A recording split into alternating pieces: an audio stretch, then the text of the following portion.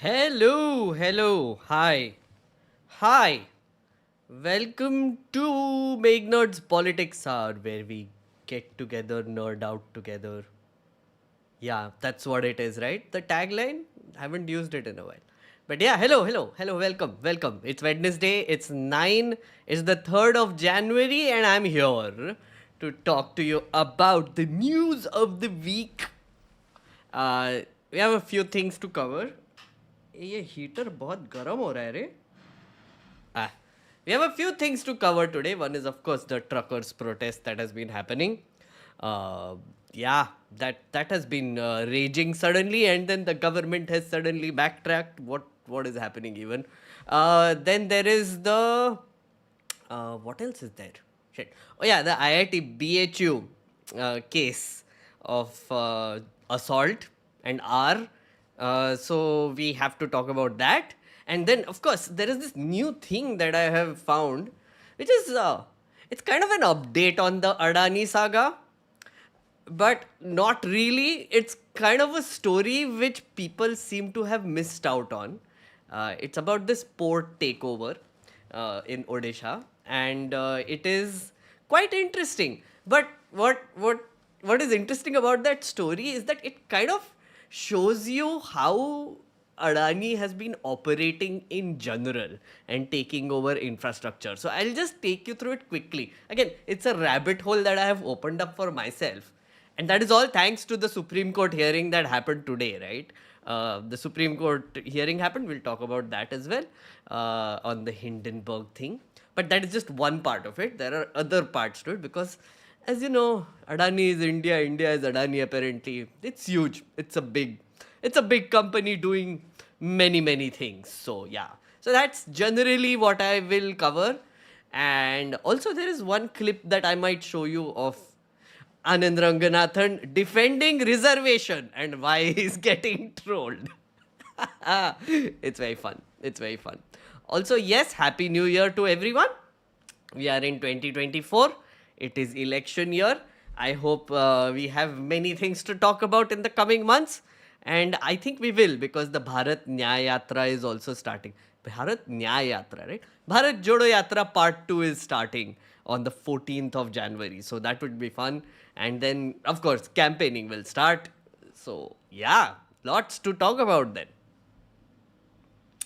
Hello, everyone. Hello, many people here. Dalson, hello. Ankur, bhai mana you want to target Modi, Adani, lekin nobody is bigger than the Supreme Court.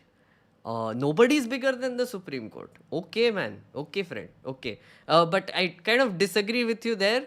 I mean, there are like three branches of the government. Okay, we are not going to go there. But at the same time, I'll talk about the Supreme Court hearing and what happened there.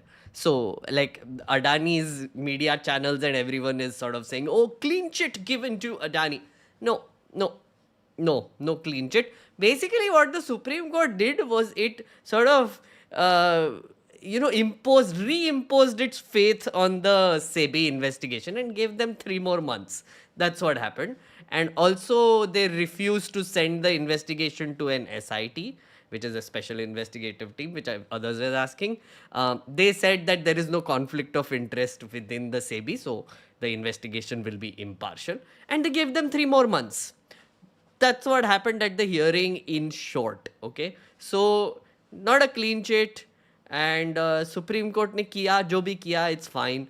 3 more months means closer to the election, so by that time I'm guessing everybody will have forgotten what is happening, and Supreme Court will be like, yeah, I mean tum log elections pe dhyan do, guys. What is this? This is nothing. And then 3 more months, then 3 more months. You know how it happens. Adani बाबा का नया magic क्या है bro? Adani Baba is a magical guy. He keeps doing magic. नया नहीं है, but like आज supreme court का hearing happened, so that is new. But it's basically status quo as far as I'm concerned. First time I'm early for the stream. Manavan, hello. Hey, welcome.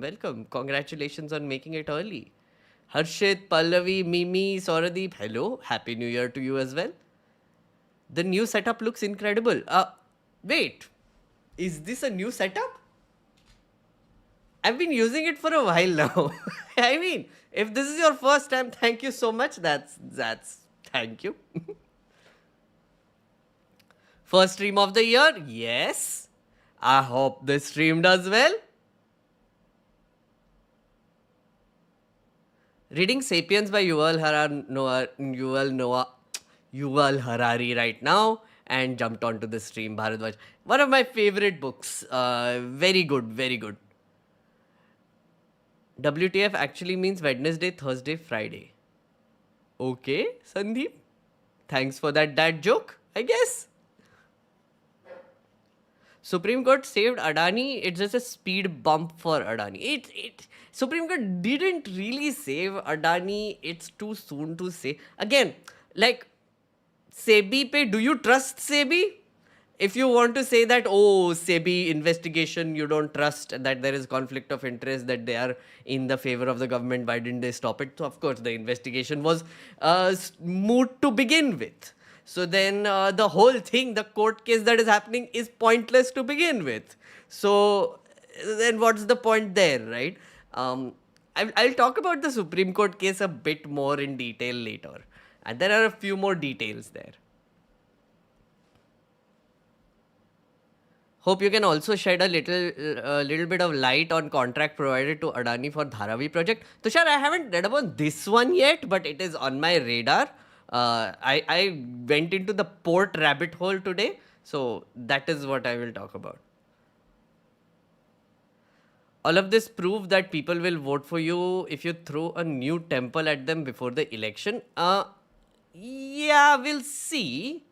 I mean, sure. I mean, oh yeah, this month the Ram temple inauguration is also happening, so that will give us some interesting content, I'm guessing.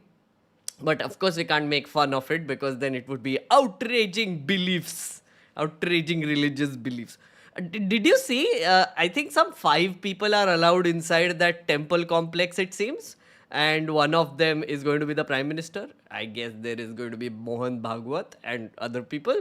When the gates open, sources say that Modi ji will stand on the right side of the Murti. So behind the Murti, I'm guessing. So that will make a great visual. And of course, you know that visual is going to be used for campaigning. So yeah, it is going to be a photo op. Hey Pramit, thank you so much for the giant super chat, friend. Much appreciated, much appreciated. See, be like Pramit. Support people. Support your creators. Support them. But thank you so much, Pramit. Supreme Court is accountable to the people of India too. Yes. Yes, thank you for that. I guess. But honestly, I have lost hope in the Chief Justice of India anyway. It seems like I genuinely have no hope there. So I also think that I think Supreme Court would be annoyed at this point about how many cases with regards to executive matters, legislative matters, suspension of MPs, they're just landing up in the Supreme Court one after the other. Mahua Moitra case had a hearing today, and that has also been postponed to 3 months later. So yeah, so before the elections, they might reinstate her, but then again, she has to fight elections. So Lok Sabha will be dissolved, but Mahua Moitra might be an MP. Ooh. So no urgent hearing apparently. So ठीक है, देखते हैं what happens. But yeah, Supreme Court is Supreme Court. Hey Pramod, thank you for the 5 memberships, sir. Much appreciated. Mahua Moitra shared the IIT-BHU accused photos with Yogi Adityanath, and Dehad Rai is back out yelling Mahua used to stalk her ex. And the Godi media is more focused on the latter. Godi media's SOP. What? ये नहीं देखा मैंने. Let me see.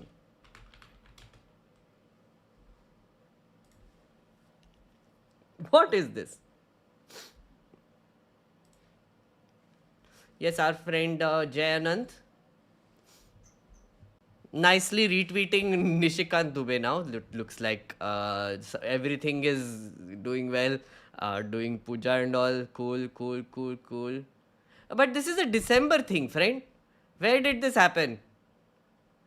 Mamta Didi's MP does not ask questions for the good of the poor because the poor cannot offer her expensive gifts. Ye some Amit Shah thing, some Nishikant Dubey thing, and of course, is he wearing a bulletproof jacket here? Why? Anyway, but I believe you. I believe you. I mean, I haven't seen what you just said, but sure, I guess that is one more important thing for the Godi media to cover. SC becomes hero as soon as it gives some kind of relief to RW people or their cronies. See, it's also like similar for the other side as well, right? It is favorable judgment in favor of democracy and liberties, and so then Supreme Court favorite. Against them, no, bad. Supreme Court bad. So that happens. The last judgment is how we tend to judge the Supreme Court, it seems like, based on the last judgment.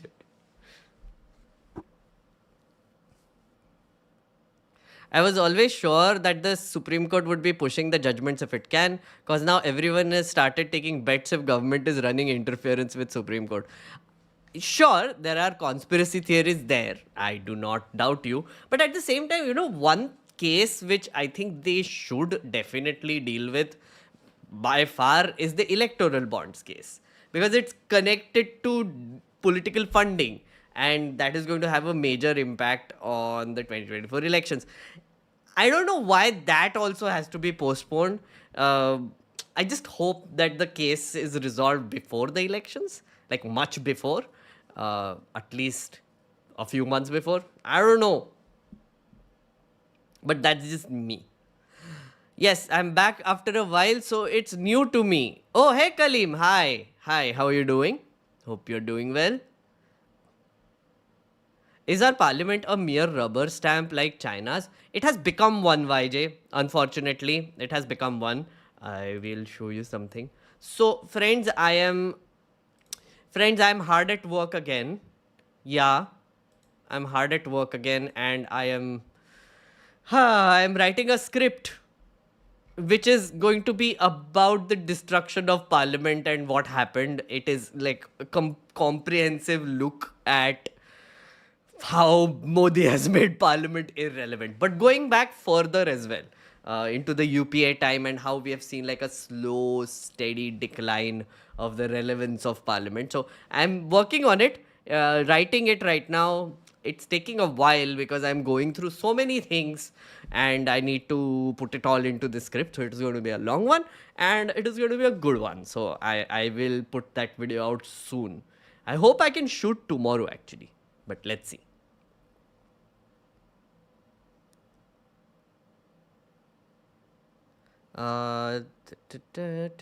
Sauradeep, Junaid, Neeraj, Aditya, and Jing. Welcome to the family.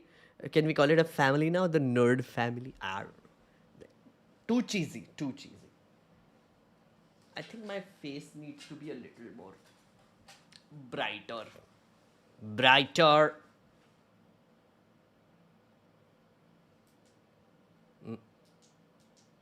Yeah, okay. Please explain the truck driver protest, Adarniya. Okay, yeah, okay, on it.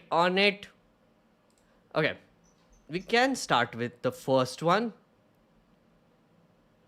Hey, Tushar, thank you so much for the memberships and the support, friend.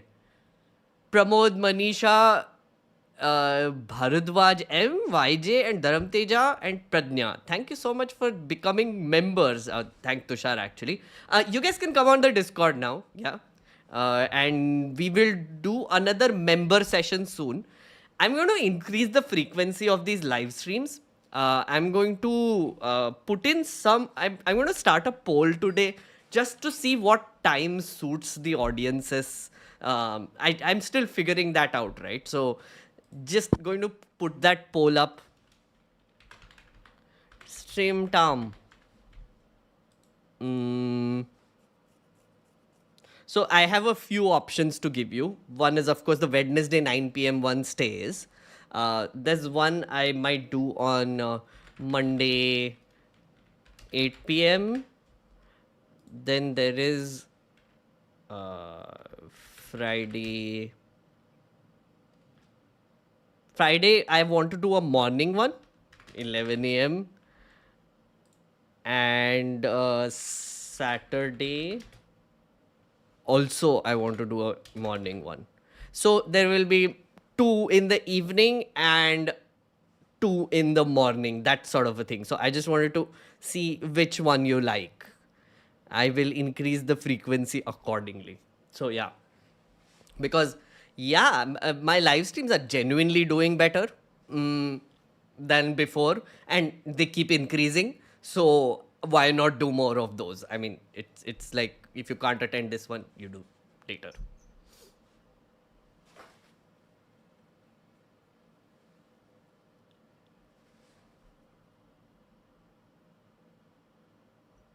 Okay. So, friends, truck drivers protest. Welcome to Kunal. Thank you for the support, friend. So, here's what happened in short, right? There is a provision in the new BNS Bharatiya Nyaya Samhita, specifically section 106(2), which deals with hit and run.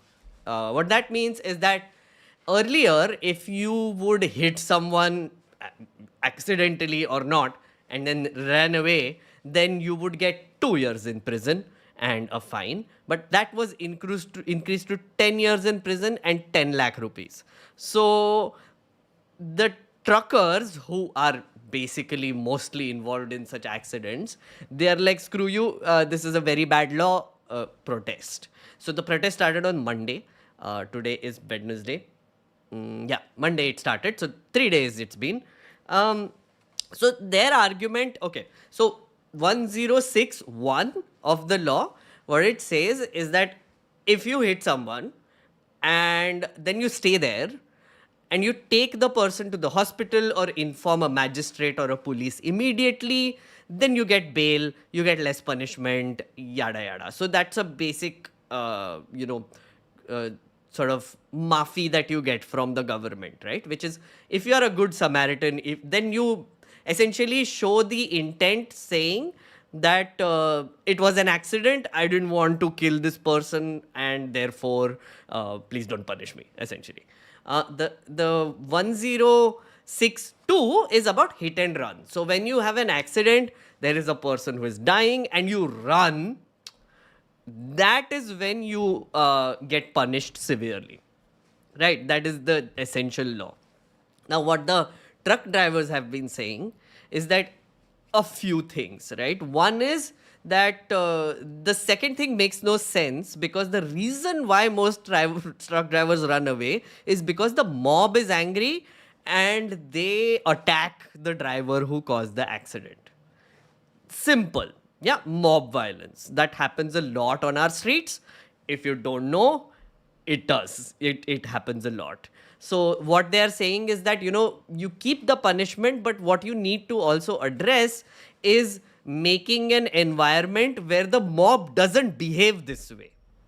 And it's a very difficult thing, to control. I mean, how will the government also do it is a question. But at the same time, punishing the driver itself without knowing the conditions and the environment that they're working in is bad. Okay, so that is one. The second is, the argument that they've been making is that road conditions. There are badly designed roads, there are potholes, there are some accidents that can happen because of that. Will the people who are making those badly designed roads and the infrastructure which causes the accident, will they be also held responsible for it? That is a question. And I feel like that's a legit demand as well. The third is, they say that the drivers who are actually driving the trucks, they might not be owners of that truck. They are paid very little. They're like 10,000, 15,000 rupees per month, like a salary, right? And they work 12 hours a day, 24 hours a day sometimes. If the delivery is late, the Malik will scream at them, all sorts of problems. So a lot of drivers have a very hard life. They're on the road most of the time and they're very tired. So which also can result in accidents. 1 out of 5 truck drivers are intoxicated. It's a survey, right? They're intoxicated and high on something, one or the other thing, which also causes accidents. So that is another thing. So the problem with this law, the BNS thing, is that it went to a standing committee and in 3 months it was passed without the opposition being present. The problem is that if you are replacing the entire IPC, you need to give it time. What they should have done, what this government should have done, ideally, is sure, you can say that the Indian Penal Code is old. It is a colonial law. We want to replace it. We want to modernize it, right? So what they could have done is they could have introduced it in Parliament, sent it to a standing committee and given the standing committee an year, any parliamentary committee, an year to study it, to give suggestions, etc. Then they could have taken a 3-4 months more to bring it through Parliament, given enough time for people to go through the report, talk about it in Parliament, let them give amendments, let them give a lot of representation from different stakeholders, etc., etc., and then they could have passed the bill. But no. Instead, what happens? Is it goes through standing committee very quickly. Some amendments come in. A second bill comes in at the last moment. Then everybody's confused. Most of the opposition is gone, suspended everywhere. Debate, discussion, passed. And the result of that is this shit. Because you did not consider the stakeholders. Yeah, if you would have made the effort to actually talk to representatives and stakeholders, whoever is being, affected by this law. Okay, here are a few other things that can happen, okay? One is, there is another problematic provision, again I say, similarly about doctors doing malpractice. So there is a protest that might happen because of that as well. Doctors might go on a strike if they are not happy with the law. Again, similar thing, if you would have spoken to representatives which are doctors, given time for people to process what is happening with the law, what is a middle way, etc., done proper consultation, wouldn't have happened. The third kind of people that would sort of maybe protest, actually all of them, is lawyers. This is true. Lawyers will have to go through this whole new BNS thing.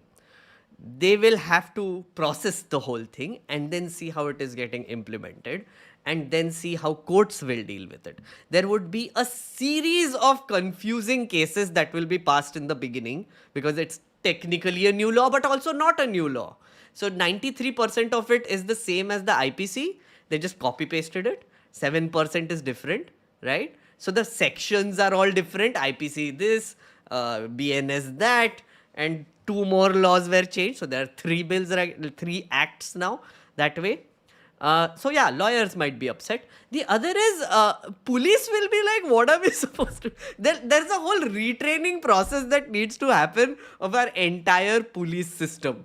Bureaucracy, police system, ED, ECB, all of the people who will be using this BNS, Bharatiya Nyaya Samhita, to give us all nyay. That has to happen. Let's see how it happens. But the fun thing that happened after this is this happened. A press release was issued by the government and they said the government of India has taken cognizance of the concerns of truckers regarding the provision of 10 years imprisonment and fine under section 1062, which I was telling you, the second part, right, of the BNS, and held detailed discussions with the representatives of All India Motor Transport Congress. Now, this All India Motor Transport Congress is also interesting because they're a Delhi-based thing, right? And even the people within that have been saying that, listen, you can talk to us all you want, but the drivers are the ones protesting. So these are like owners, etc., who actually own the trucks. But the drivers are the ones who are like, we are getting screwed. So, you need to actually like step back a little bit and figure that part out. That is what is coming from them. So, yeah. Government wants to point out that these new laws and provisions have not yet come into force. We would also like to point out that the decision to invoke the section will be taken only after consultation with the All India Motor Transport Congress. So, see, here's the bizarre thing, right? So, did they not want to reach out to this All India Motor Transport Congress before the bill was passed? Maybe then the All India Motor Transport Congress would have told them, guys, so our drivers might protest. Our drivers might find this problematic. So please change. Please do something about it. Let's find a middle ground. Again, don't get me wrong. There needs to be a hit and run law. There needs to be one. Yeah. But you also have to consider the environment in which you are implementing that law. I don't know. So, there is another udti hui news that came, which is that this law, the 3 laws, are not getting implemented for another year.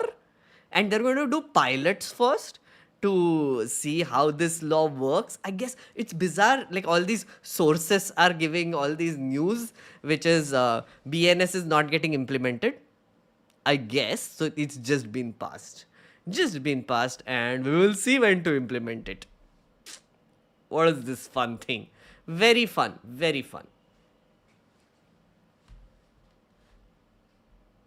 So here's the thing. There are articles, of course, which say that the truckers have been misplaced. Their fears are misplaced.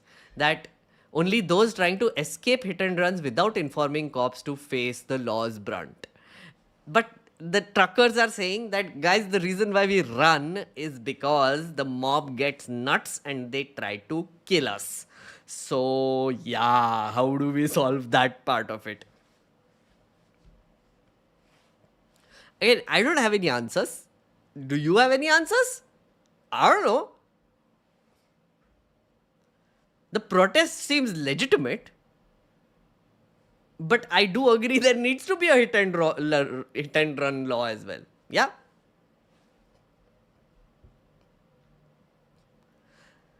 Hey Kunal, thank you so much for the support. Twitter spaces are more interactive. Huh? Okay.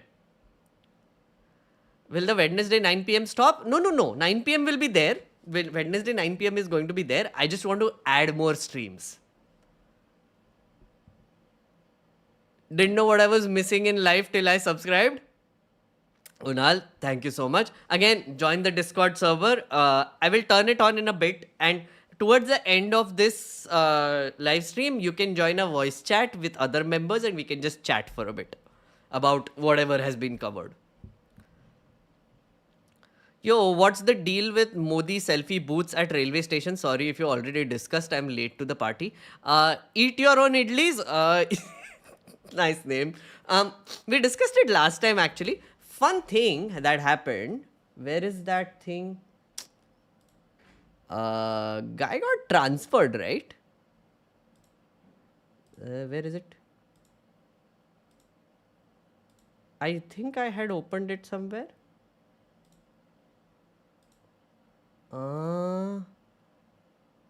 Can't find it right now. So apparently the RTI that came about we covered it last time, right? So Modi ji is setting up selfie booths all across railway stations, temporary or not, I guess. Many photos are coming out of very dramatic photos are coming out of people sleeping in front of them and all the things. I'm just trying to find that. Where is it? Twitter. What is this? Yes, found it. Okay, so this is what the thing was, right? Which is Mumbai division, Bhusawar division, 3D selfie booths, la la la. and then there is temporary also. So temporary is 1.25 lakhs, and the permanent ones are 6.25 lakhs, right? So the guy who gave this answer has apparently been transferred out. So yeah, the poor thing, poor bureaucrat. RTI response किया, punishment.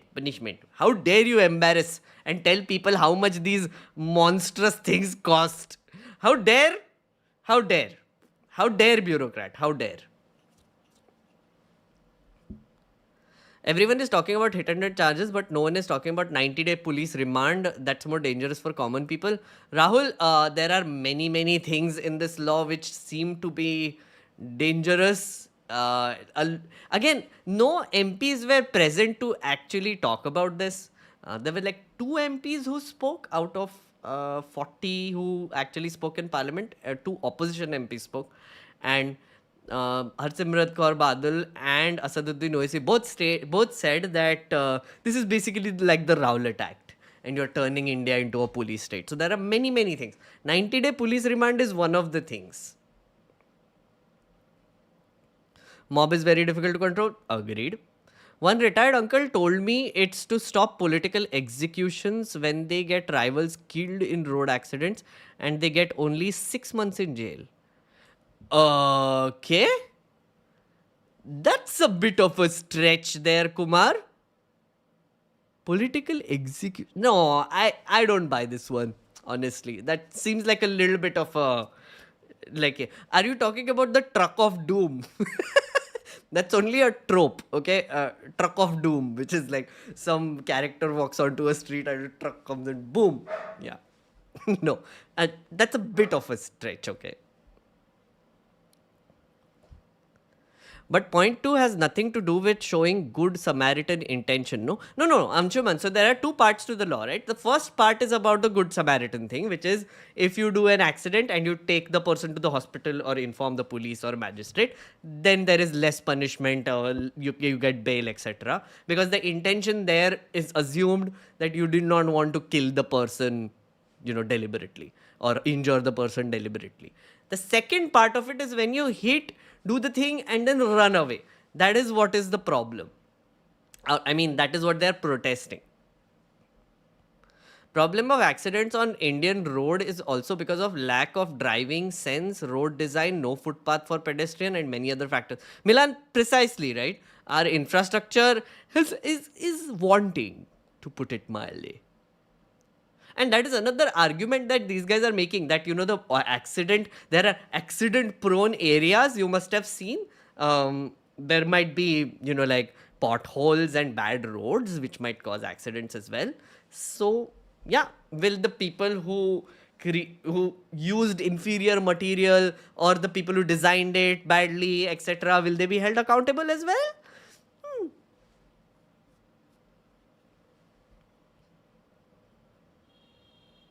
Isn't it kind of agreed that the new 3 criminal law bills are bad even if we are not looking at specific provisions? Cinnamon, so one of the examples, one big reason why I think you're correct is when the first draft of the law came, there were an insane amount of drafting mistakes in there, right? So the committee that sat on it, literally pages and pages of error corrections happened. And it was so bad that the Home Minister had to withdraw the first draft, bring in a second draft with those corrections, with those drafting, grammatical, whatever corrections that were required. So, yeah, they didn't pay very much attention, it seems. I don't understand. Plus, the Standing Committee also pointed out that 93% of the law is the same as the IPC. So, 7% has been changed. So, it could have been done through amendments. Why do you need to change the whole thing? The reason why is because they wanted this complicated ass name, I'm guessing. Bhartiya Nyaya Samhita and Saksha Samhita. And I can't even say it. Indian drivers are trained on work as well, which is also very dangerous. True. Hindi mein batao sir, travel with Sham sir. This is not a Hindi channel, unfortunately. Fortunately, actually. for all the people here. It is an English channel, but I try to use very simple English. So even if you listen, you will probably understand. And if you want me to like clarify certain things, you can also ask. Today, my dad explained to me why the truckers' protest is right. If accident happens, then truckers get mob lynched. Hence, they run away. With the new law, they won't get bail. So how will they earn for family? Precisely. Very succinctly put. Same law implemented in a more draconian way, just like rape becomes Mahila Haran, and for God's sake, look at the recent IIT-BHU horror. We'll talk about that as well.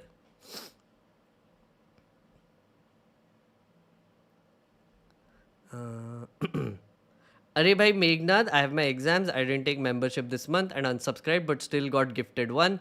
Should have gone for someone who deserved it. I will join mega support after exam. Hey Dharam Teja, thank you so much, man. Thank you for your support. Listening to citizens, what is that? I don't know. I shouldn't laugh at this, but yeah.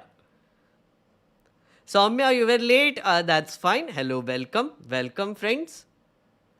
Isn't this rushing kind of just setting up for the criminal justice system to fail because you're introducing such a drastic change at such a short notice? Cinnamon, see, that's the thing, right? With the farmers' protest, three farm laws which were passed, with this law, with the CAA, what has been happening in this government's tenure is that they are using parliament as a rubber stamp, as someone pointed out, right? They just think that, we'll just put it in. They just have to stamp it. We just have to vote on it. We have majority anyway. Who wants to listen to the opposition? Who wants to listen to the committees? Just pass it. Pass the bill. Pass the bill. Pass the bill. But what they don't understand is that people are not stupid. Some people who this law will directly affect will get pissed, like farmers. And some of them will be doing protests. And they would be sitting there for a year until it's taken back. This lasted for 3 days. And we already have fuel shortages. We have food shortages. It's insane, right? 3 days and the government is like, okay, no, we're not going to implement this right now. Sorry. Why? Like, nobody's saying that you shouldn't make laws. Nobody's saying that you shouldn't make legislations through parliament. What I'm trying to say is that you just need to do it properly. You should give time. You should listen to people and talk to stakeholders. And it's funny. I was talking to some people about this recently at like a gathering. That guys, like legislation. People started laughing. And I also started laughing because, as you said, as someone here also said, what is this listening to people? It has become a joke. And I laughed, then I felt really bad. I was like, I'm stating the obvious. Am I not? Am I not stating the obvious that laws need to be made properly? Laws need to be made after talking to people and consulting stakeholders. Stakeholders who will be directly affected by the law and who will be implementing the law because they know definitely what is happening on the ground. So it will take longer, but you will have better laws. And then protests like these wouldn't happen. Why is that such a stupid thing to say? Why is that such a laughable thing to say? The thing is, this has been so normalized now that ये government क्या पास ही तो कर देगी क्या कौन बात करेगा लोगों से ha. No, it's not funny. It's not funny, guys. It's just not anymore. This is ridiculous shit.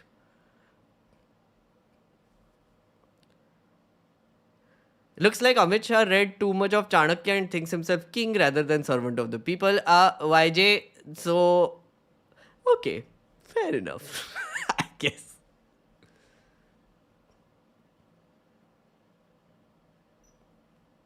Farmers are still waiting for MSP? Sure. That's true. Farmers didn't a protest happen last month only in Chandigarh, I think. I've been resisting moving abroad for all of my adult life. I love India and what it gives me. But Modi ji is pushing me into a corner. Eat your own idlis. It's not... okay. I won't give you advice on this, honestly. Because I know a lot of people who are saying this now. Some very close people. So, yeah. It's such a privileged thing also, no? Which is... you can actually consider this. You can actually think about moving abroad and trying and doing all the things. But yeah, I guess. Also, the Hindi names for the laws might feel like forcing Hindi or non-Hindi states. It feels like it right now. I can't. Bhartiya Nyaya Samhita. When I say it, it feels like an imposition. Honestly, it's like tongue is like weird, making weird forms while I'm saying it.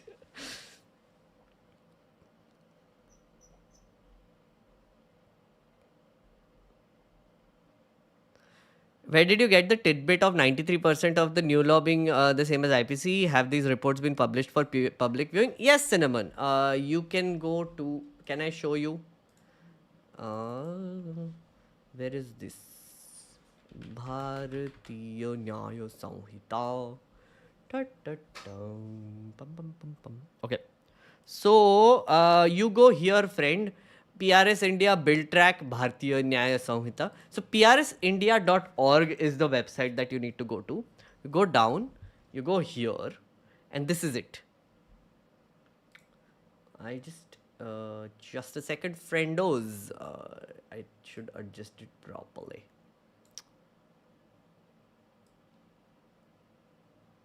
Yeah, my browser was a bit weird.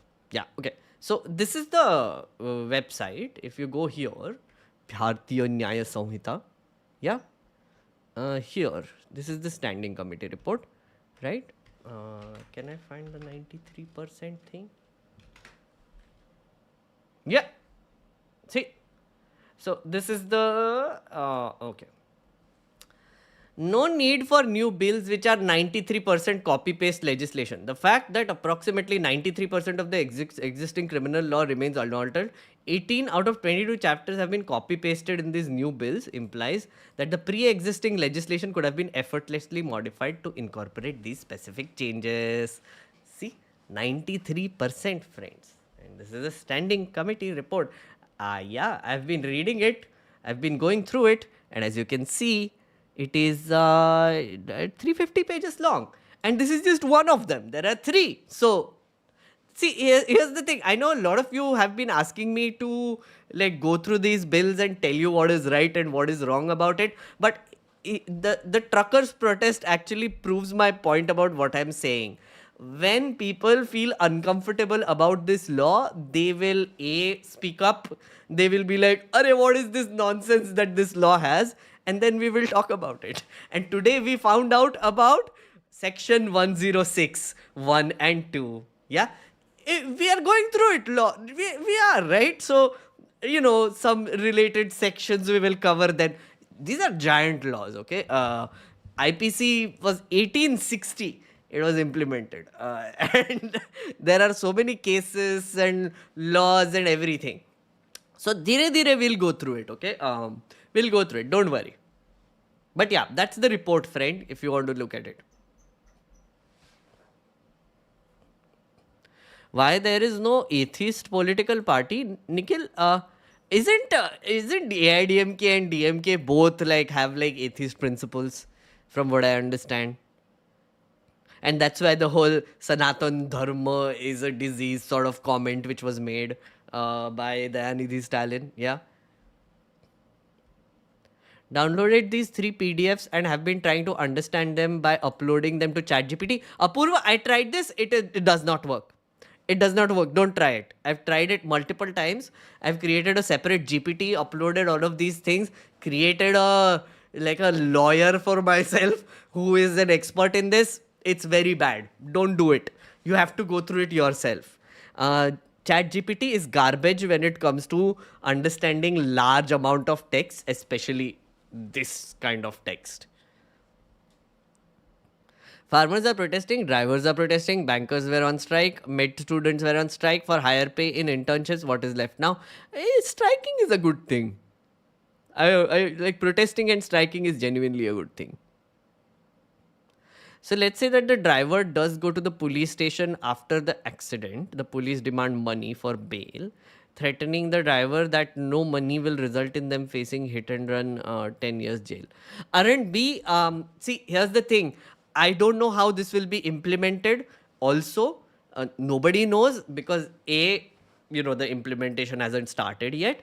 But also, all of these situations would have come up if stakeholder consulting would have been done. Police officers, like just normal police officers, you could have asked, what would you do if there is a law like this? And then they would give you some scenarios. Okay, so this might happen, that might happen, whatever. And it could be done by a committee which can be given an year to talk to all stakeholders and do this whole thing. Did they do it? No. See, aren't you're able to think of all of these things? Imagine the amount of things and scenarios that could have come up if there was proper time given for this law to be considered. Or just having opposition in the parliament. I mean, basics se shuru karte hain, right? Let's just start from the basics. Have an opposition in parliament. Yeah, let them talk. Let them put in... No, but they didn't. Why no outrage for BHU as same 2012? Oh, let's talk about BHU actually. Imran, you bring it up now. Thank you so much, sir. Thank you for the super chat. Friends, if you're just joining in, say hi. Say hi. I've put up a poll, if you see there.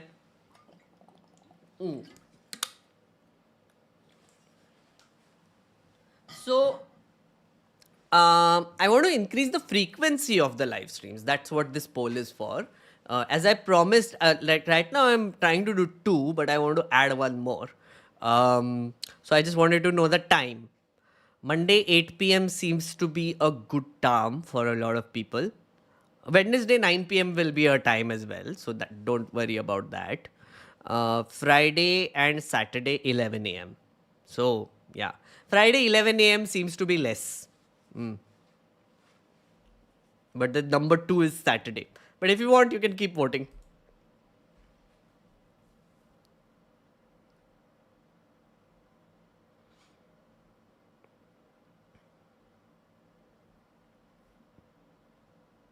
At present, which political party should win 2024?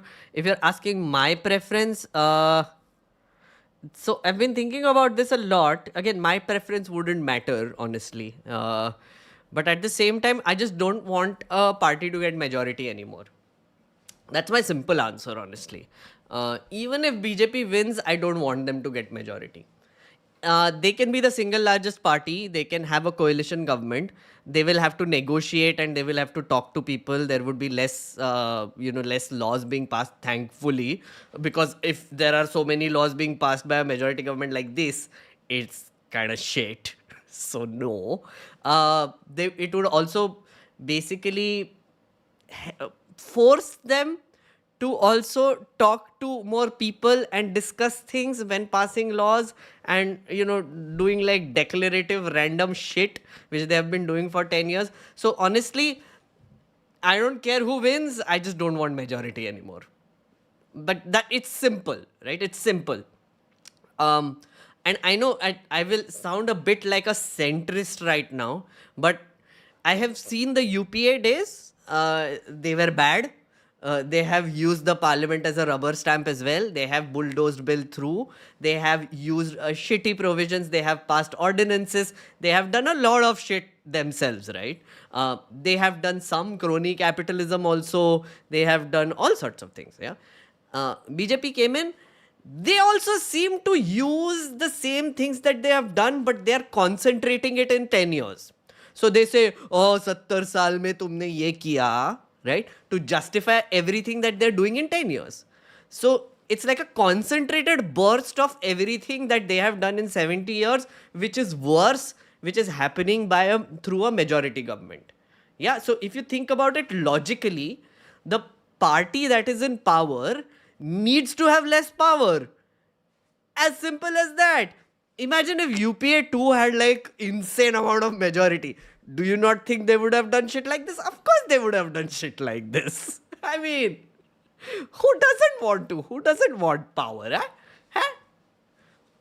Like right now they look glorious because after 10 years of shit showing, this government, majority government just basically throwing everything and throwing the constitution away. like tossing it aside, doing all the things. So now they look great, but if they come with a majority, I feel like they'll say, 10 years में तुमने ये सब किया, and then they'll do it in 5 years. So you never know, man.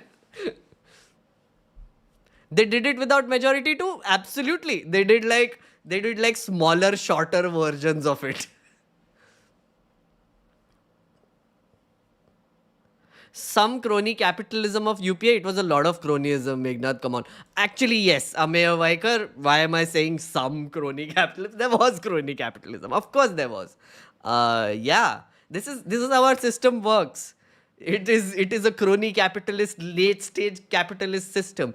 You know, the funny thing is the third story that I'm going to cover today is going to touch upon this, because crony capitalism has also changed a little bit from the UPA time to now, and that is what I wanted to sort of focus on with this one.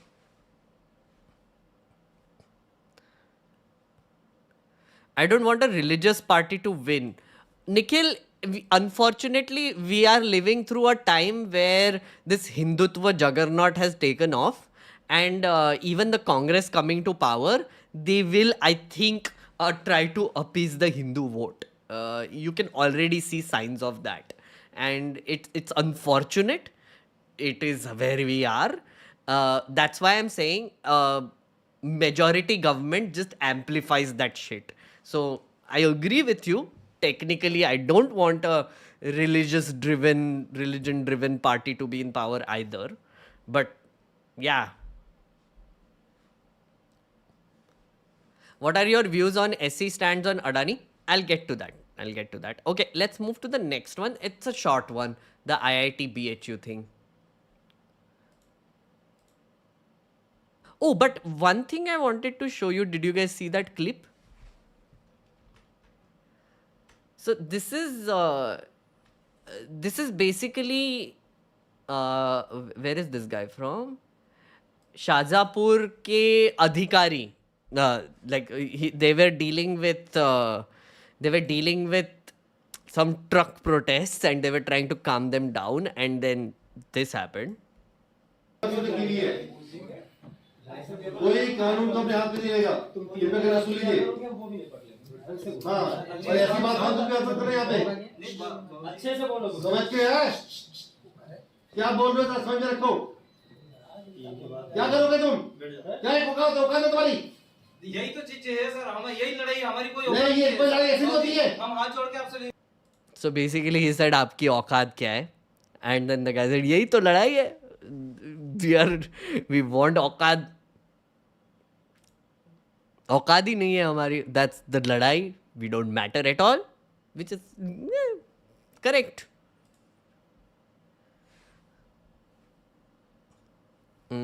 Yeah. So what the point I was trying to make. So Vijayata has also tweeted about this.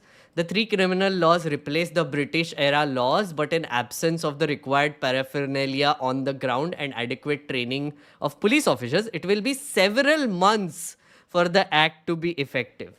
HM Amit Shah said last week that the 3 criminal laws will be implemented in union territories by December 2024. 1 year.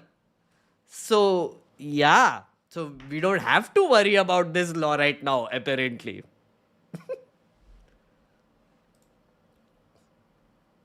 Okay. So, this is the IIT-BHU case, which has happened. Okay. First, I'll go through the basics of what happened. So, November 1st is when this couple was walking in the IIT-BHU campus, the Banaras Hindu University campus. 3 men on a bike essentially came in. They stopped them at 1:30 in the night. They were drunk. They made the girl strip. They assaulted her. They took videos of her, photos of her, and said ki if you do anything, we will make these things viral. Next day, God bless that girl, she goes to the police and complains. The police file an harassment case, right, against these 3 wonderful bike riding idiots. Bike riding idiots turn out to be three functionaries of the BJP IT cell. So they were like, oh my god, what do we do now? So they run away, they go to Madhya Pradesh and they start campaigning there for the elections because I guess that's what you do. Why not? Then 7 days later, I mean, sources say, news reports say, that 3 days and 7 days, there are different varying, but I'm taking 7 days. 7 days later, after the incident, after massive protests happen in BHU, the campus authorities and the police have already identified these three people. That is the situation. And then they find out it's BJP IT cell functionaries. Yeah. And these people are in Madhya Pradesh. They find CCTV footage of them on bike and all the things.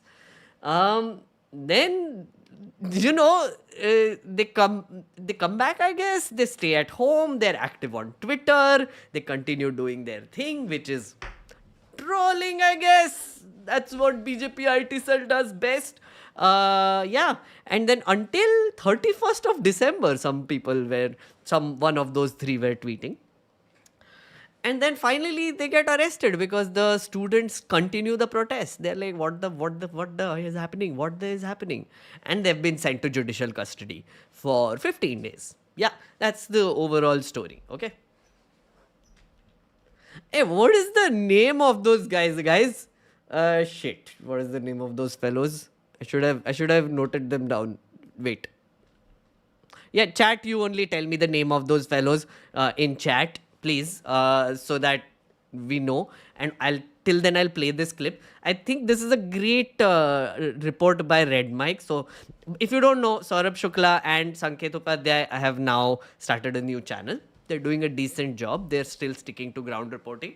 Do check out their channel as well. So this is a report that they did. It's in Hindi, but I will translate it.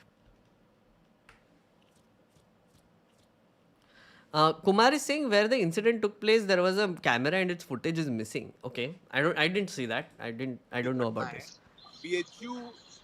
Sorry. AMG, thank you for that. Kunal Pandey, Anand aka Abhishek Chauhan and Saksham Patel. That is their names. Thank you so much.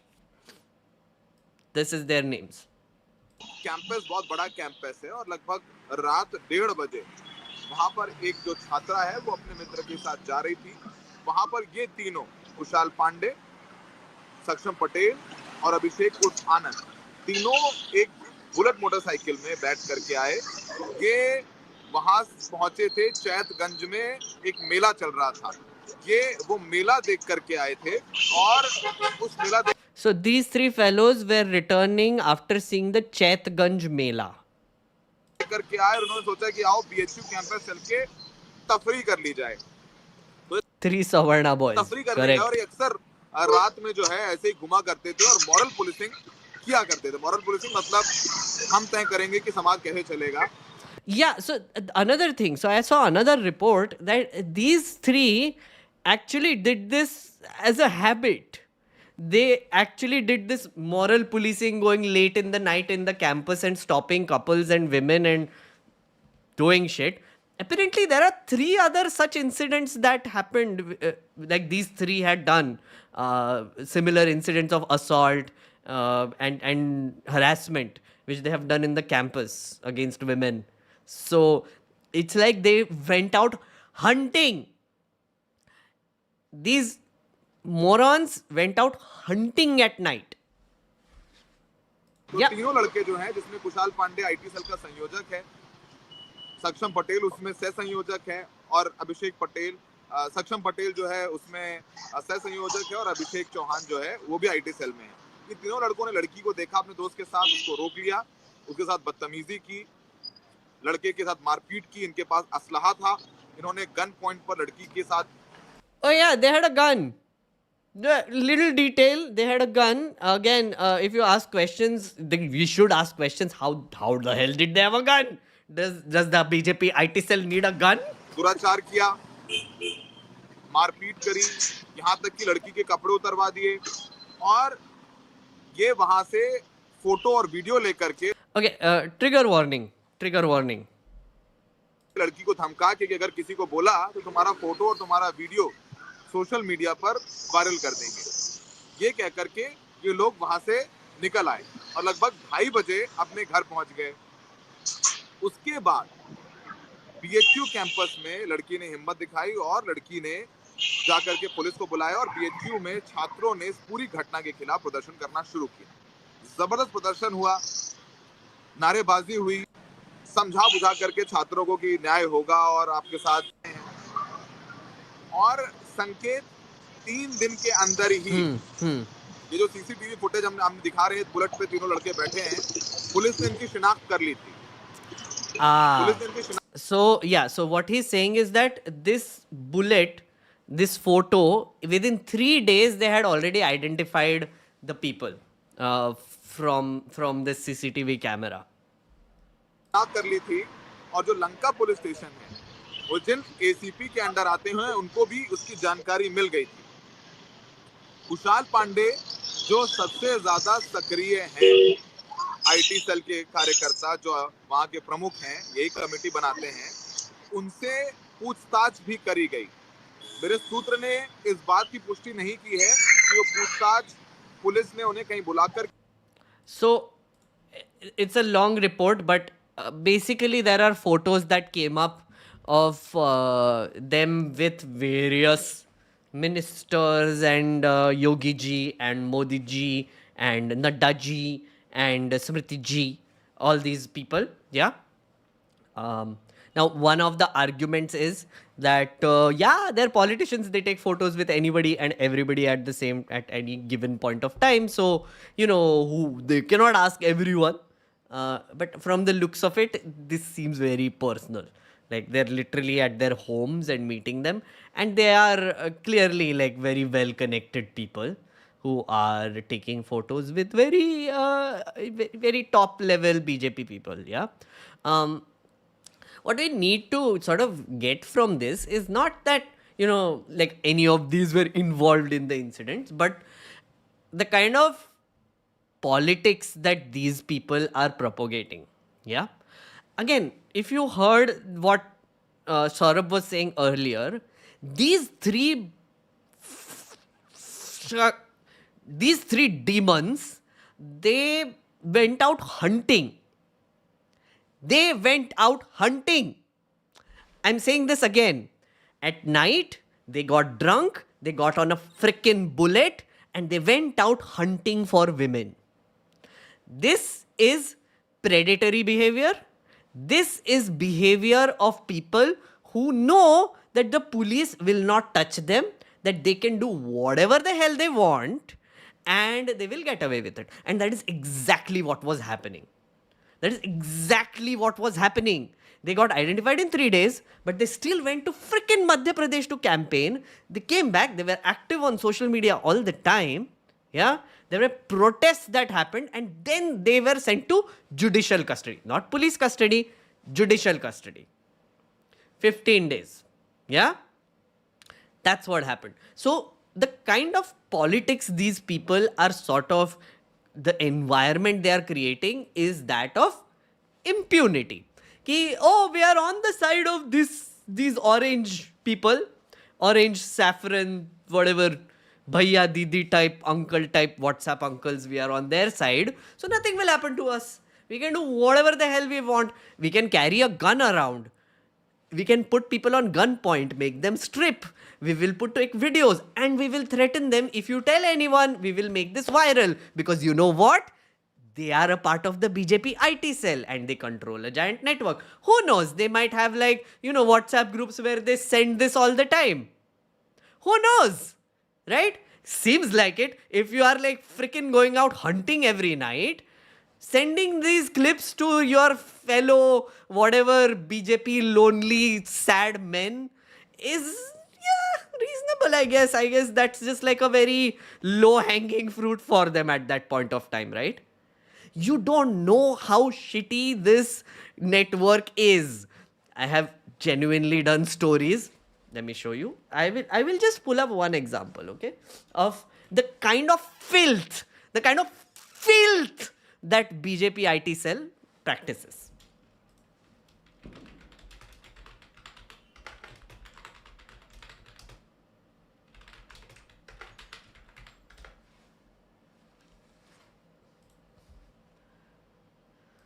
So, me and Shambhavi had done this story.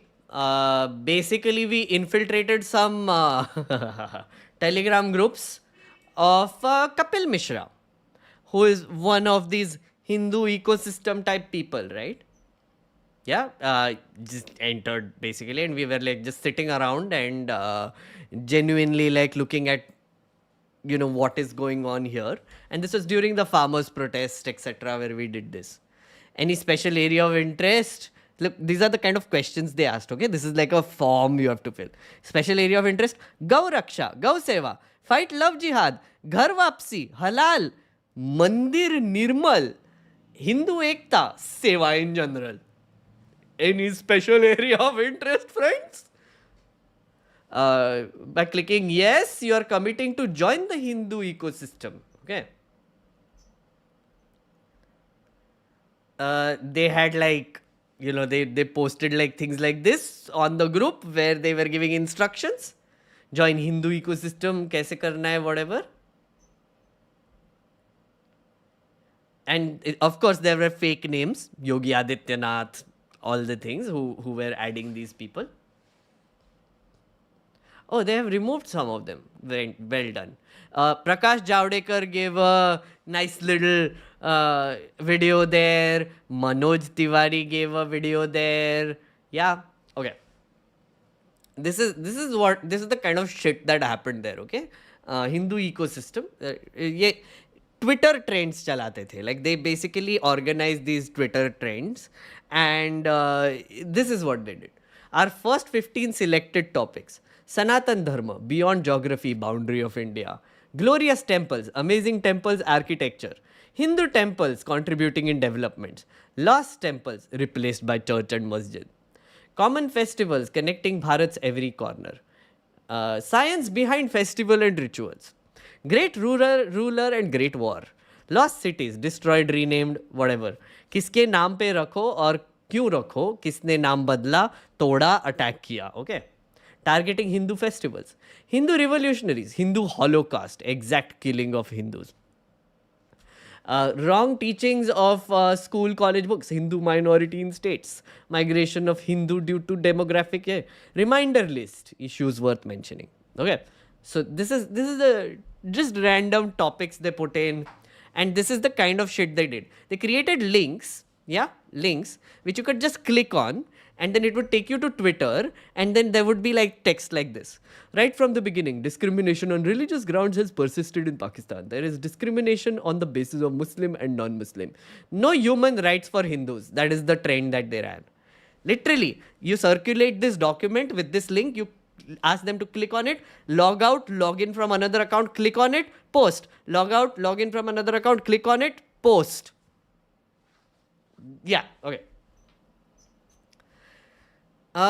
So basically they campaign on Delhi riots and Kisan Andolan nexus. So we followed that. Yeah, we actually tracked how the documents were circulated, what kind of shit that they were putting out. Those were not anti-CAA protests, those were anti-Hindu riots, etc. Anti-CAA protests are not organic. Yeah. 3,500 tweets in 1 hour. We need, again, what they did was they tweeted all this, and then they gave basically reports within that group about how well they are doing and how they are trending. 3,500 tweets in 1 hour. We need 10K to tweet. Let's speed up all the things. Yeah. Then, this was the crazy part of it. Yeah, they shared toolkits. Yeah, genuinely. There were genuine toolkits that were there, which is like Islam news, church spread, whatever. There was a daily report Islam news, okay, which used to come every week, which is Muslim giving donations for Ram Mandir, hate provocative speech OAC, love jihad family allegations, Islam versus communism, triple talaq given, moderate Muslim, okay. And then they would give key points. Did you see this? Did you see this? It's horrifying. Anyway, farm bills. So they had like a toolkit for farm bills also. Church leaders slam violence at Indian farmers rally. And then they would circulate pictures, etc. Generation of content on these topics. 4th March, Hindu Holocaust. 11th March, Forgotten Freedom. Great Hindu temples. Yada, yada, yada. Yeah. Then we went to another group. So the thing is, this is where it started. And then we went into this whole rabbit hole of going into like different groups. And it just got worse and worse and worse. It just went crazy. See, and we actually tracked how Twitter campaign from 9 a.m. ban Tandav. We tracked the Tandav thing where that poor lady was FIR happened. Kapil Mishra's fellows led this. They were trending this. They were reporting it. He sent a message saying, oh, we need to target Prime. Do this. And the toolkit looked like this. They were sharing Instagrammable photos with their people who were sharing it everywhere. They were blasting it on WhatsApp, Twitter, like must proportions, photoshops, all the things. Look at this. Look at this shit. Why can't Modi understand their pain? Misogyny, everything, of course, like bhar ke. Sikh and Muslim. See? And this, we downloaded 3 entire documents which is full of this kind of garbage during the farmers' protest. This. There were literally hundreds of pages. Look at this. Look at this. This is just one document. Look at this. Yeah? Uttar Pradesh, list of mosques built by destroying temples. Punjab, list of mosques. Odisha, Assam, Kerala, Maharashtra, Kerala, Karnataka, Lakshadweep, Bengal, Rajasthan, Tamil Nadu, Gujarat. Yes, yes, they have a list of mosques which they circulated. Man, so basically, this is the kind of ecosystem that they are a part of, these gentlemen who we saw. If you are a part of an ecosystem like this, which is basically based on hate, which is like organized in a way that you have to spread hate at 8 p.m. today, let's spread some hate together. Yeah, circulate document, click tweet, click tweet. The kind of shit that you go through on a daily basis is nuts. Then you do garbage like this, right? Which is like, oh, these 3 whatever men, lonely, idiotic men, get on a bullet, hunt, and do shit. Because now they are moral police, rakshak of Hindutva, rakshak of everything. They're the country's best people because they're meeting the prime minister. And yeah, so absolute impunity happens. And then, yeah. So the BHU thing, I wanted you to take you through this. Basically, you need to understand the environment that they are in currently and why they did this, right? Why they went out hunting at night, why they did multiple such assaults, why they said that, oh, we'll take a video and viral kar denge. This is the kind of Telegram group which it would be circulated in. And kuch bhi caption dal dete fir wo. Whatever it would be. Yeah, they would be like, oh, look, jihadist stripping a Hindu woman. Whatever, right? It's just content for them. It's just hate content. So, yeah. Horrifying stuff is happening, friends. Horrifying things are happening. And, just don't look at the story. Look behind the scenes.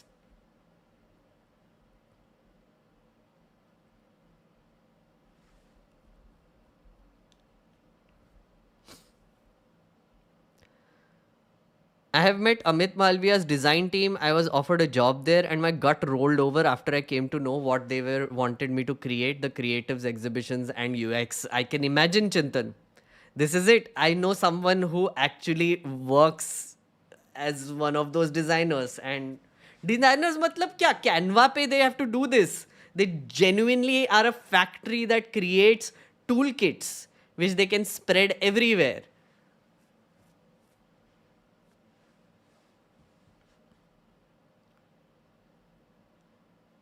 There's a Discord. Yes, Night Song. There's a Discord. You will have to become a member and then you can come in. Religious indoctrination should be punishable like Germany. Thoughts? Nikhil. Okay, so faith is a very personal thing, right? I don't think... So when you practice your faith, there's just one thing that I want you to do, which is not cause suffering. If you're practicing your faith, let the other person practice their faith or not practice their faith, whatever it is. If you are causing suffering, if you are doing criminal acts, then that should be treated as a criminal act. Whether your religion wants you to like sort of do the act or whatever, I feel like, of course, there is an element of indoctrination there. But at the same time, the act that you do should also be treated as a criminal act. If you apply laws, if you apply criminal laws equally across the board without taking religion into consideration, then whether you are motivated by a religion, whether you are motivated by a politician, whatever it is, you should not cause suffering. You should not hurt people. You should not do garbage like this, which happened in IIT-BHU. Isn't that simple enough? Our police shouldn't look at which party you belong to, which religion you belong to, which, oh, should we bulldoze your house now or not? No, that shouldn't happen.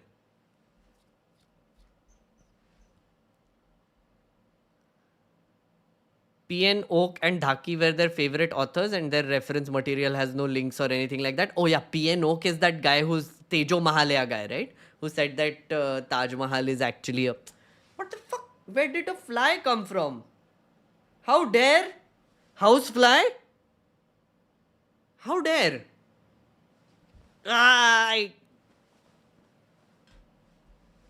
What nonsense.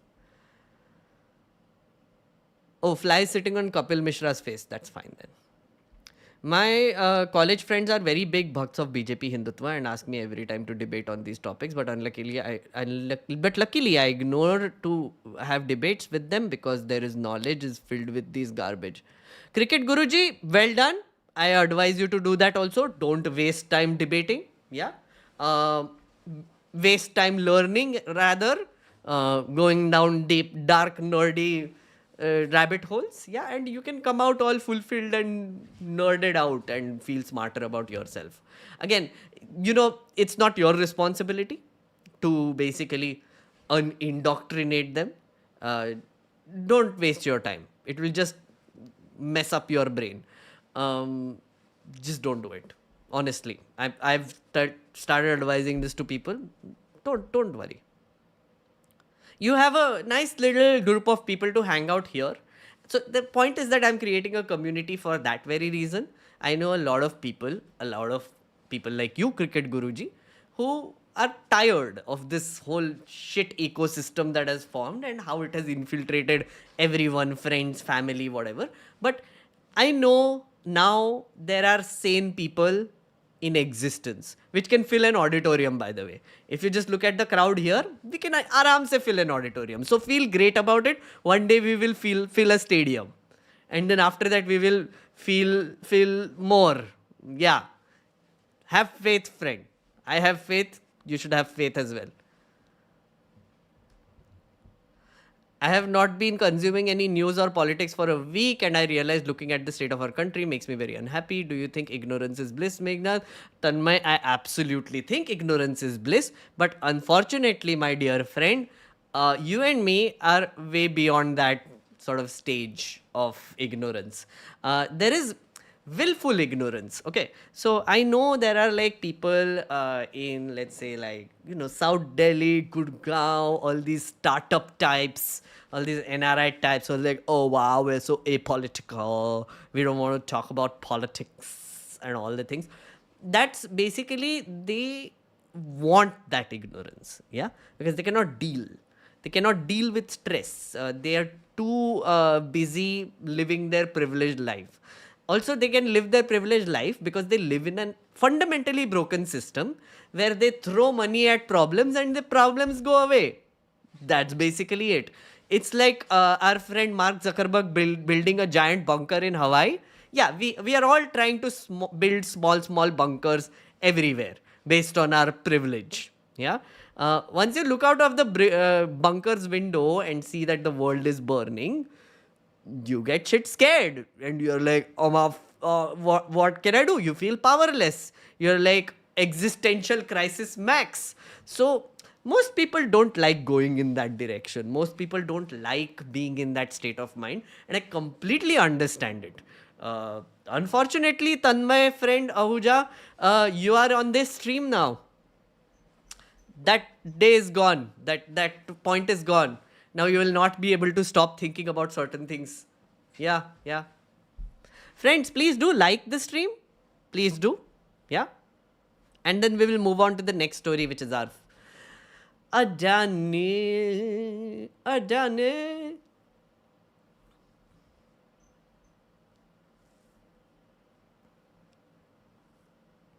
Do you think all the social upgradation happened in society in 70 years is already undone, especially women empowerment?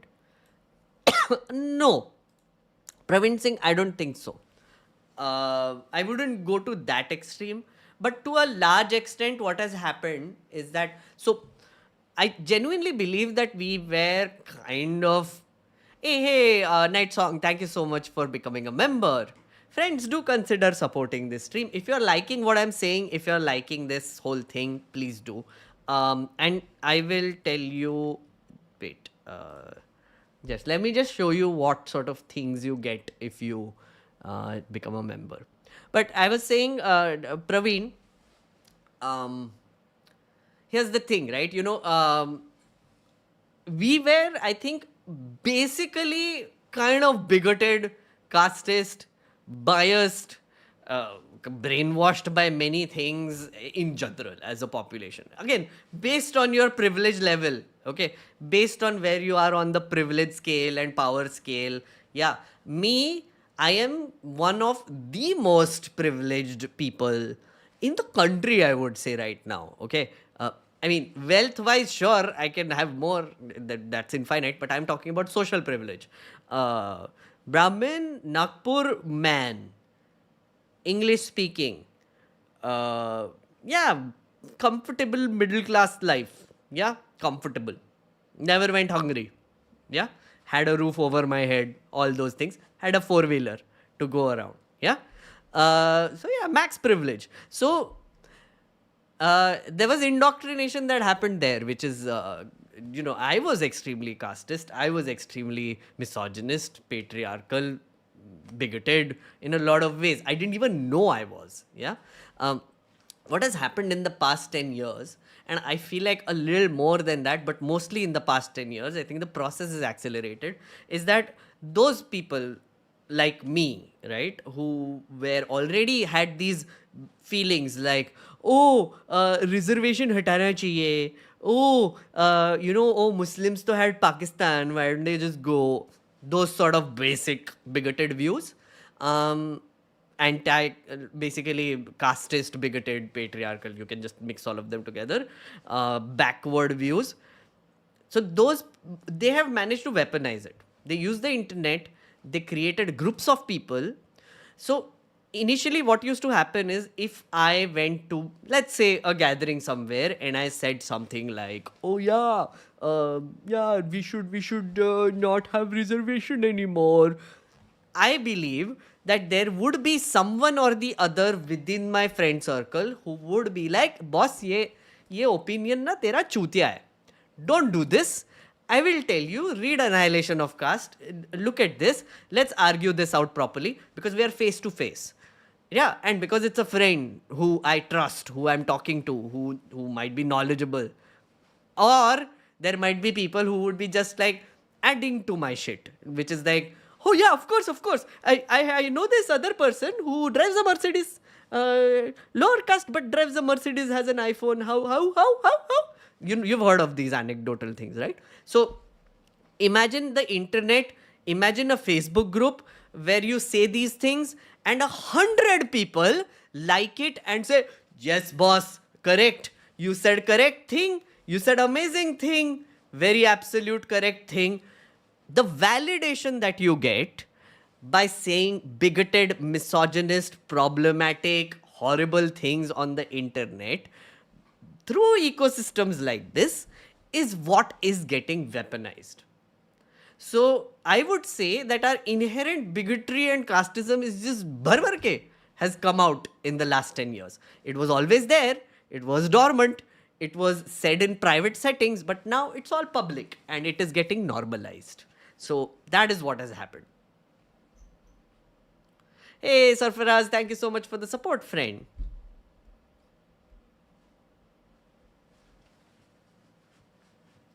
Ditto, I got to understand my privilege, and I try to extend my ideas on a smaller scale by having walks, talks, and communal dining. Chintan, if you want to have political arguments, do not do it on the internet. Do it face to face. Do it with a group of people you trust. Do it with a group of people you genuinely care about. Yeah, and I mean, I would say ideally don't get into it, but if you have to, then do it in a way where it's a better environment, is all I'm saying. Don't do it on the internet or WhatsApp. So I was showing what you get after you become a member. So Sarfaraz and people who just joined in. So you can come to our server, yeah, and I will be here right now. This is the live debate channel that you can join. Members will join in and then we can chat here. That is the idea.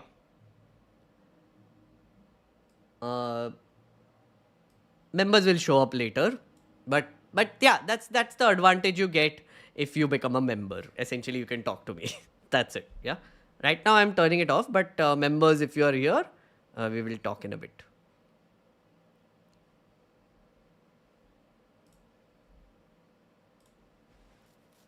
Okay.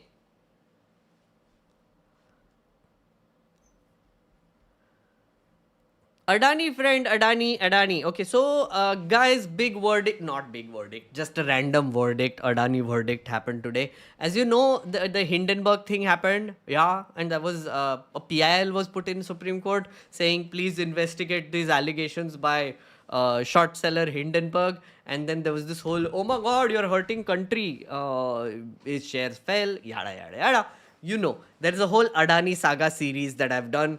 Please go through it, but yeah, so that is what is happening. Oh wait, will you update the link for the Discord server? Oh, Ishan, I will. Just give me like, let me finish this Adani thing, then I will create a link and post it, and we will spend some time talking to each other, right? Give me like 15 minutes to just give you like a gist of what this whole thing is, okay? Then I will do it. Okay, so Adani verdict, this is the basic thing that happened, okay? The power of this court to enter the domain of SEBI is limited. So, mota, they said that the Securities Exchange Board of India is doing an investigation already, and they're doing a good job, I guess. So, no changes there. And also, they have completed completed probe into 22 allegations of 24. I don't know what the other two are. We direct the SEBI to complete the remaining two within 3 months. So January, February, March end. So April is when probably another case will happen. They will have to submit a report. But then April is also when elections are happening. So yeah, fun. Kick the can down the road as usual. Government and SEBI to look into possible short selling infractions due to Hindenburg report. So basically now they're going the other way, which is essentially saying that, oh, look, this might be a conspiracy. So maybe Hindenburg did some shady things. So yeah, we need to basically see if they did something wrong by putting out this report and short selling on our markets. Apex Court refuses to intervene in ongoing SEBI investigation, rejects demand, and questions raised over expert committee bona fides. So, wait, where is that? No valid grounds have been raised to direct SEBI to regulate its amendments made in exercise of delegated legislative powers. Basically, what they also said is that this whole OCCRP report and all, which came later, not credible, and it shouldn't be used apparently as per investigations, I guess. Yeah, but basically the Supreme Court said we trust the SEBI, push it down 3 months, we are all good. All good. That was the SEBI hearing.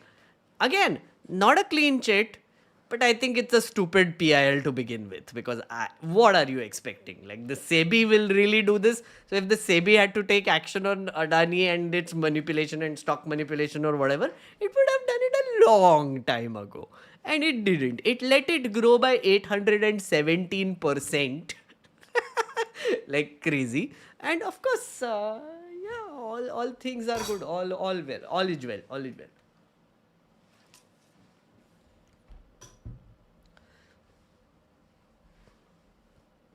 So, yeah, so that's the basic thing about the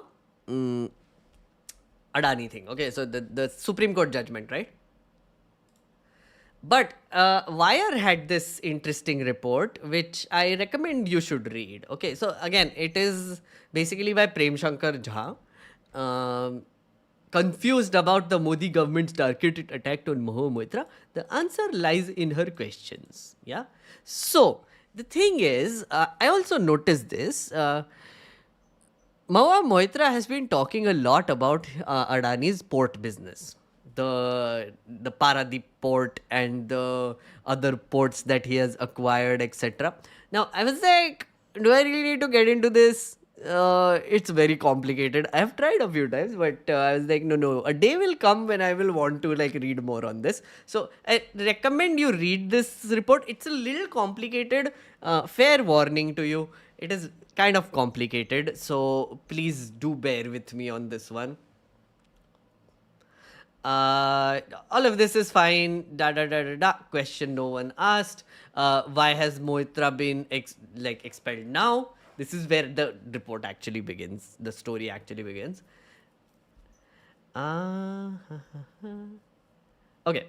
The answer almost certainly lies buried in the ongoing rapid privatization of port and LNG terminal development that has taken place during Modi's prime ministership. Okay. This began in 2018 and has gathered momentum rapidly since. In Odisha, Andhra Pradesh, elsewhere, it is being won. So essentially, it is about his port takeover, right? So Mahua Moitra asked this question, which is to the petroleum natural gas. The details of IOCL Memorandum of Understanding signed with Adani Ports and SEZ Limited at Gangavaram Port. Duration of contract, commitments, volume. Whether MOU has been approved by the board of IOCL, if so, details thereof. Whether there is any government nominee on the board of IOCL, yeah. Whether there is any transaction, if so, approval has been taken. Whether it is true that IOCL would move its business from Vizag port to Gangavaram port, yeah. Reasons thereof.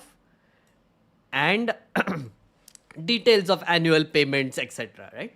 Now, what has been happening is that Business Sir, our friend Business Sir, has allegedly been buying a bunch of ports across the board. Not allegedly, he's actually been buying a lot of ports across the board. One of them is this port called Gangavaram. Okay. Now, it's actually very kind of interesting how this whole thing happens, right? So the way Business Sir has been allegedly buying all these ports is in this line, okay? In 2015, a year after BJP came to power, it withdrew from Paradip port and took an 11% share in a similar project at Dhamra port, also in Odisha. IOCL, another member of Petronet, took 38%. Other 51% was taken by an unspecified partner. That partner turned out to be Adani. So this was this was about the Paradip port, right? So what happened here again? I'll go slowly. So IOCL took 38%, right? It withdrew from the Paradip port, whatever. So basically what the government took a bunch of stake in all these ports, and then 2 years later they both withdrew from the project, leaving Adani, the group's the sole owner. So the state has been slowly buying, building ports, acquiring them, then dheere se they have been handing it off to businesser, allegedly. They did this in Paradip port, and the other thing that was going to be exposed was how they did the same thing in Gangavaram port. And there was a question in parliament which he had asked, which was specifically about that. So this article is kind of theorizing that one of the reasons why Mahua Moitra was kicked out so urgently is because of this. Off the rip is saying, can I be your unspecified partner, Meg? Sure, Meg, sure, off the rip, sure, why not? Right. So when I saw this whole Gangavaram port thing, I went down this kind of rabbit hole, okay? Yeah. So there is a 3-part series on The Wire, okay? Adani Acquisitions, the inorganic strategy behind the purchase of Gangavaram port, okay? It's by Emraj Shekhar. Again, I recommend you read it, but at the same time, super duper complicated. So again, word of caution. It will take you time, but it is a 3-part series which Emraj Shekhar has done. The second part is this one, Inside Company's Growth Machine, and the third part is this one, Adani's Acquisitions, why India needs to keep track of the costs, right? So all these 3 basically are about the Gangavaram port, how it was taken over, the many ways in which it was taken over, the political games happening behind it. It's a great report, very detailed, but I just wanted to show you a few parts of this, okay? And then I will make my larger point, which I wanted to make through this. Where is it?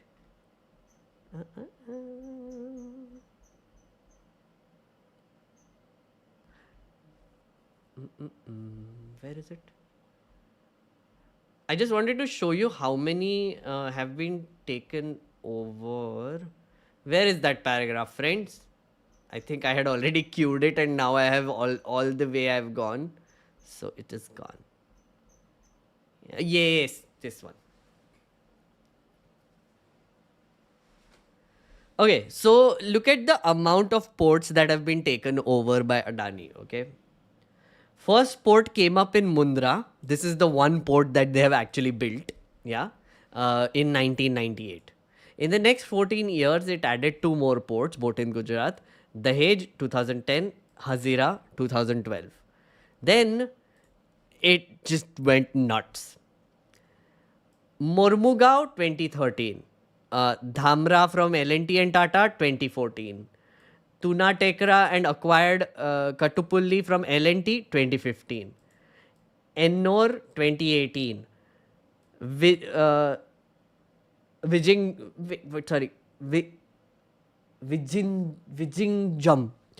I don't know how to pronounce this. Vijingam, I think, is how it's pronounced. 2019. Krishnapatnam, 2020. Dighi through bankruptcy courts and acquired Gangavaram in 2021. Gangavaram is the latest one that they have acquired, okay? So these are basically the amount of ports that they have gotten in literally the last decade. Almost the last decade, okay? So the way they do it, again, is in a bizarre way.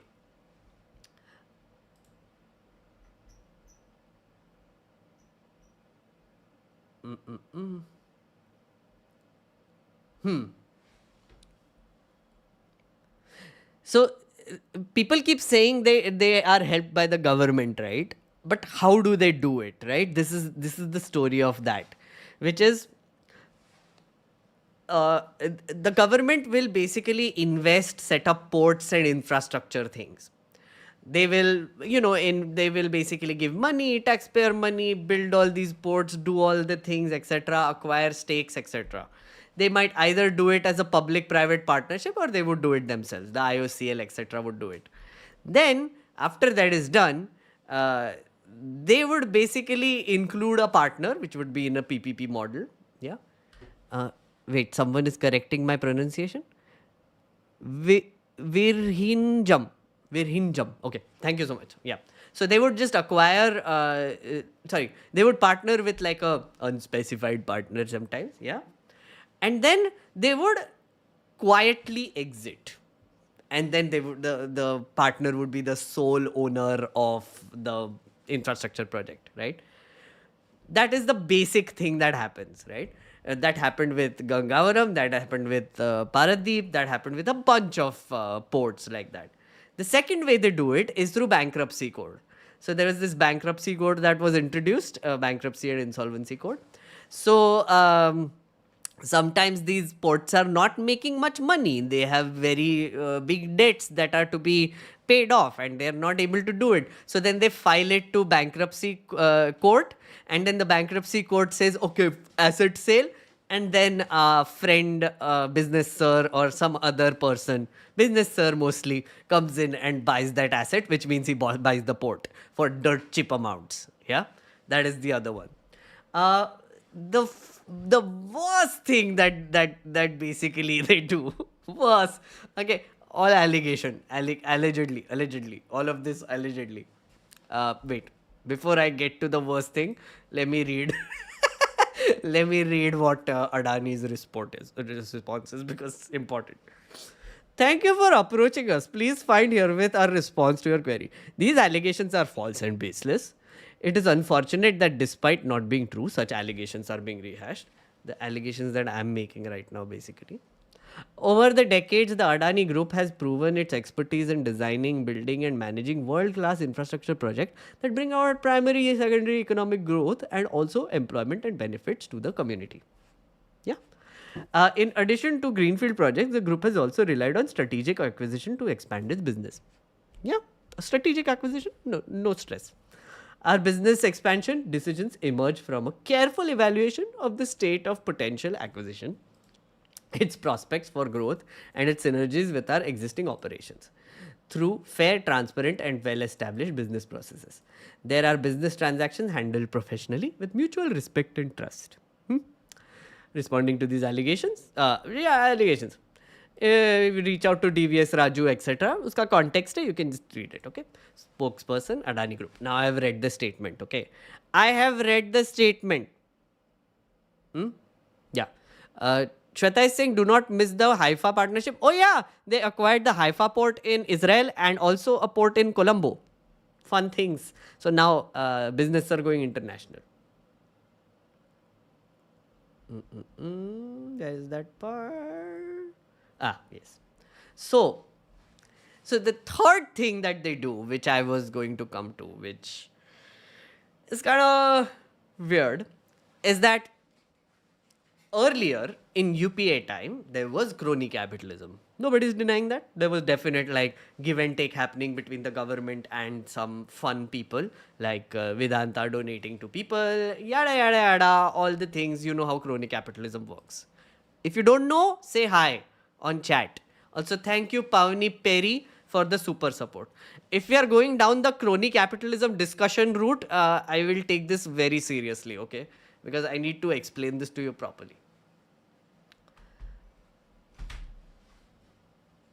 Where is my... Okay. Oh yeah, a lot of people.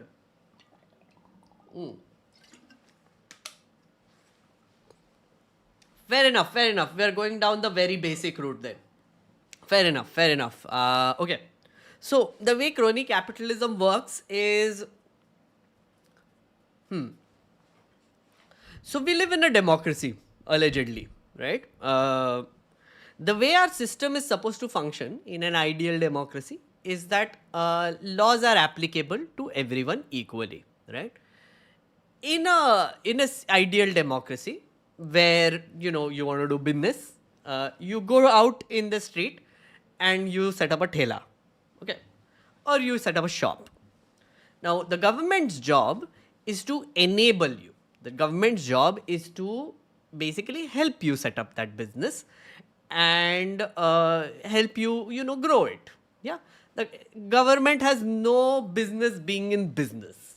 Aha. But it has a business being in regulation. Sorry, it has a business regulating business. Okay, so the way, the shop will be sold, the contracts would be done, the taxes would be paid, yada yada yada, all of that the government has to do and regulate the business. Okay, now what if you open an illegal business? What if you open like a sex toy factory and you destroy morals and decency and whatever? So the government will be like, no, you cannot do this. Okay, so you as a clever business person, you open a massage toy factory instead and you sell it as massage toys. Loopholes.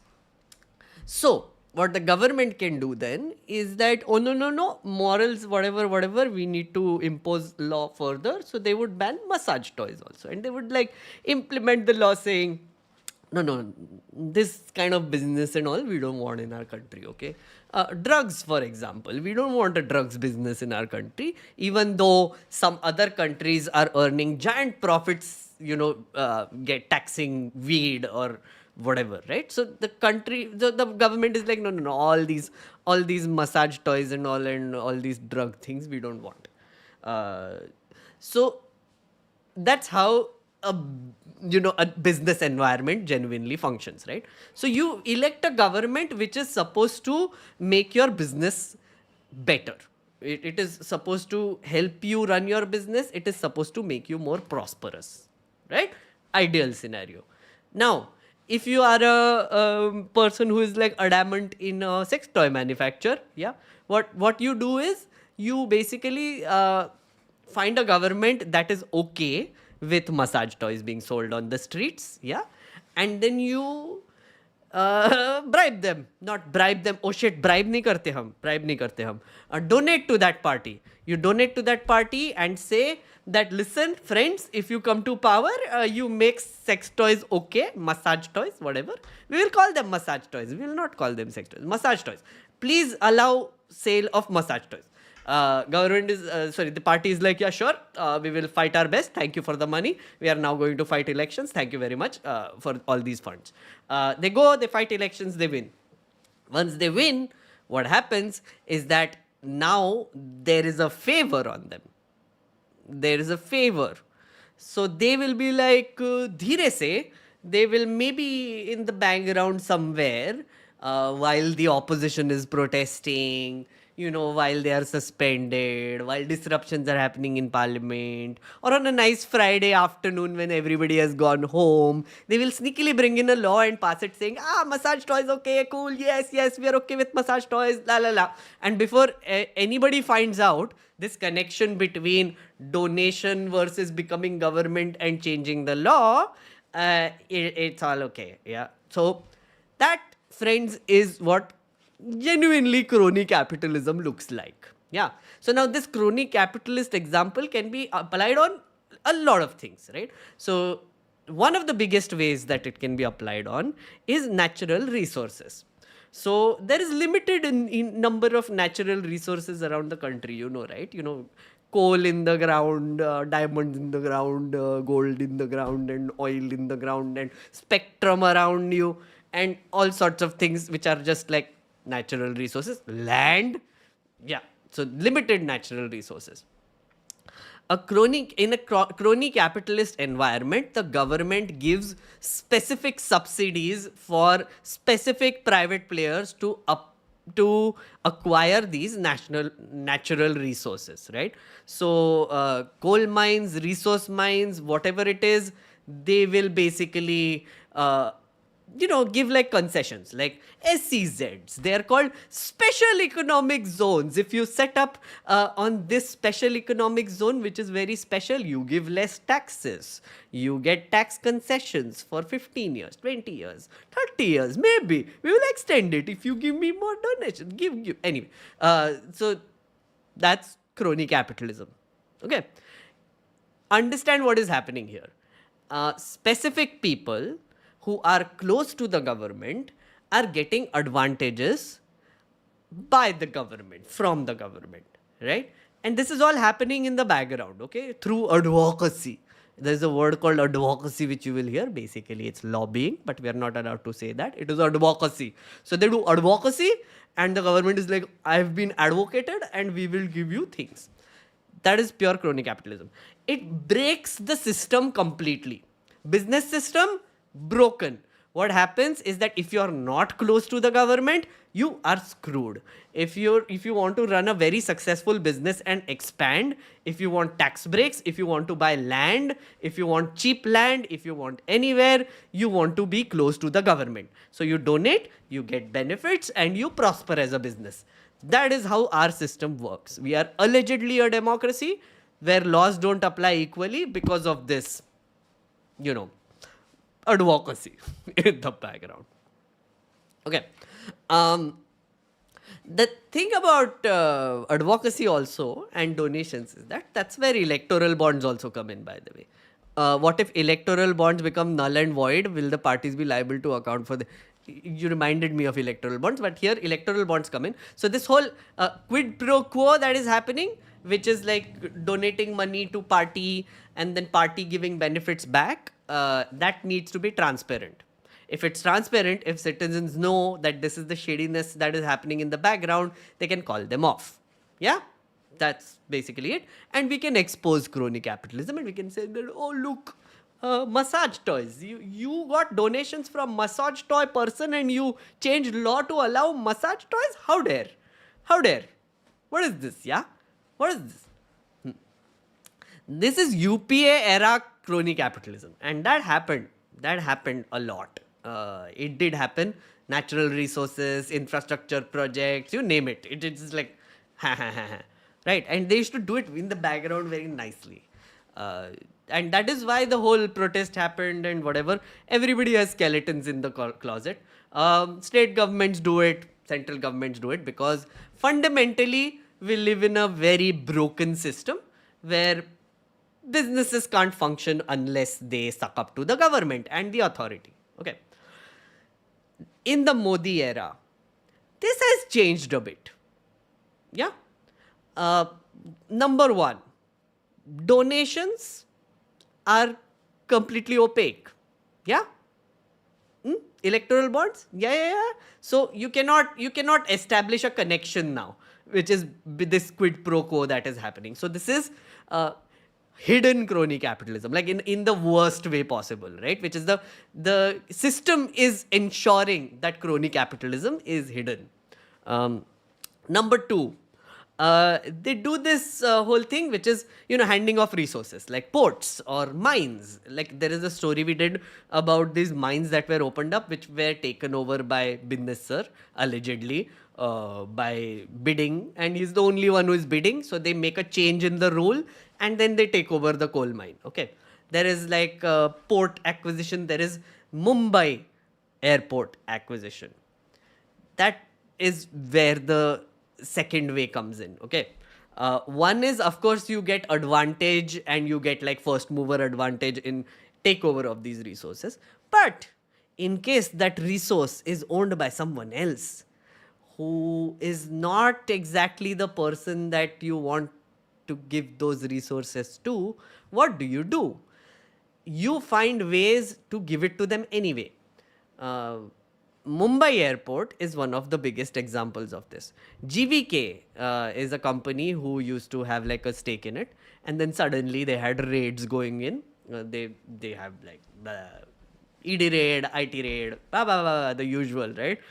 In a matter of 9 months, much raiding happened.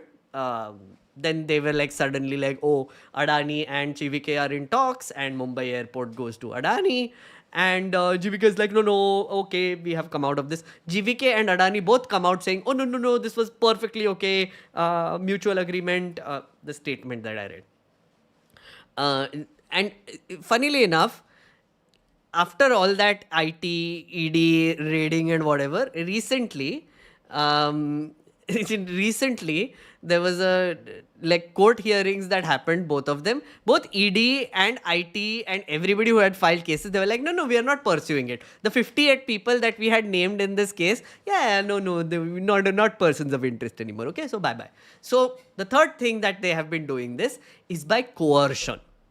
So earlier you could shadily give like donations and you can still trace it. You can give like regulation changes, you can still trace it. Crony capitalism ho raha tha.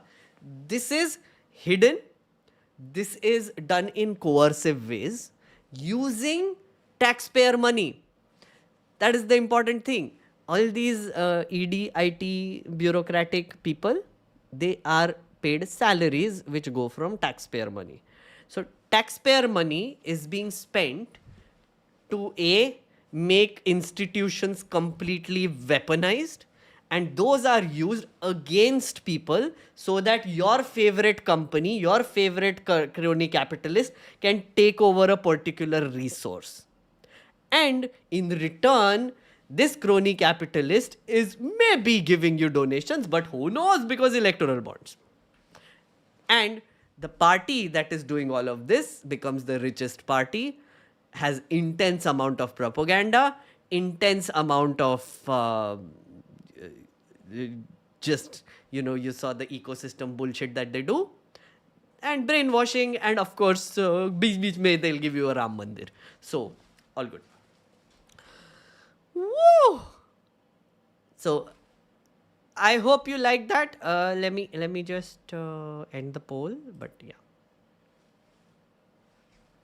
So friends, don't worry. It's all good. Just learn to look at these patterns. Become smarter.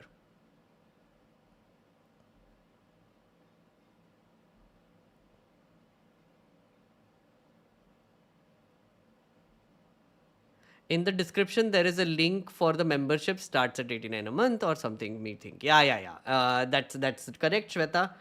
Please, if you want to be a member. Acha, I will share the Discord link now. And then if you are a member, you can join in to the Discord thing. Members, you can come in if you want to chill. I will do this for another, I think 15-20 minutes. Then I will go. We have covered a bunch today. Covered a bunch.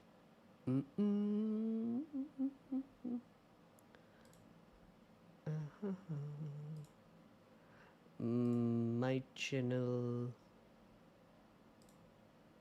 Sorry guys, just posting a link.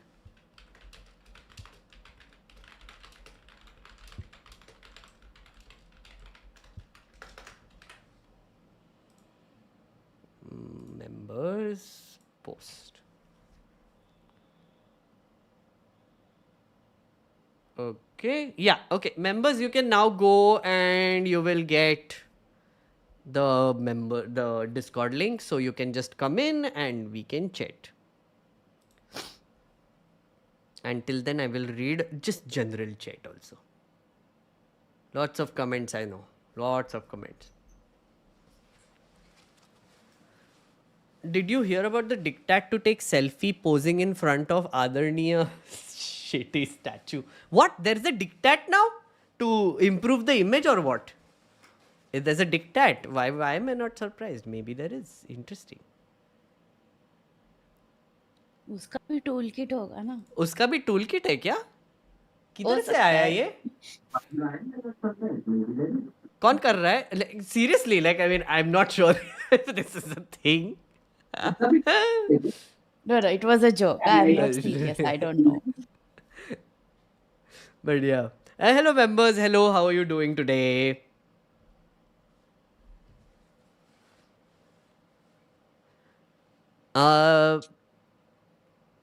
Hello. Shweta is here.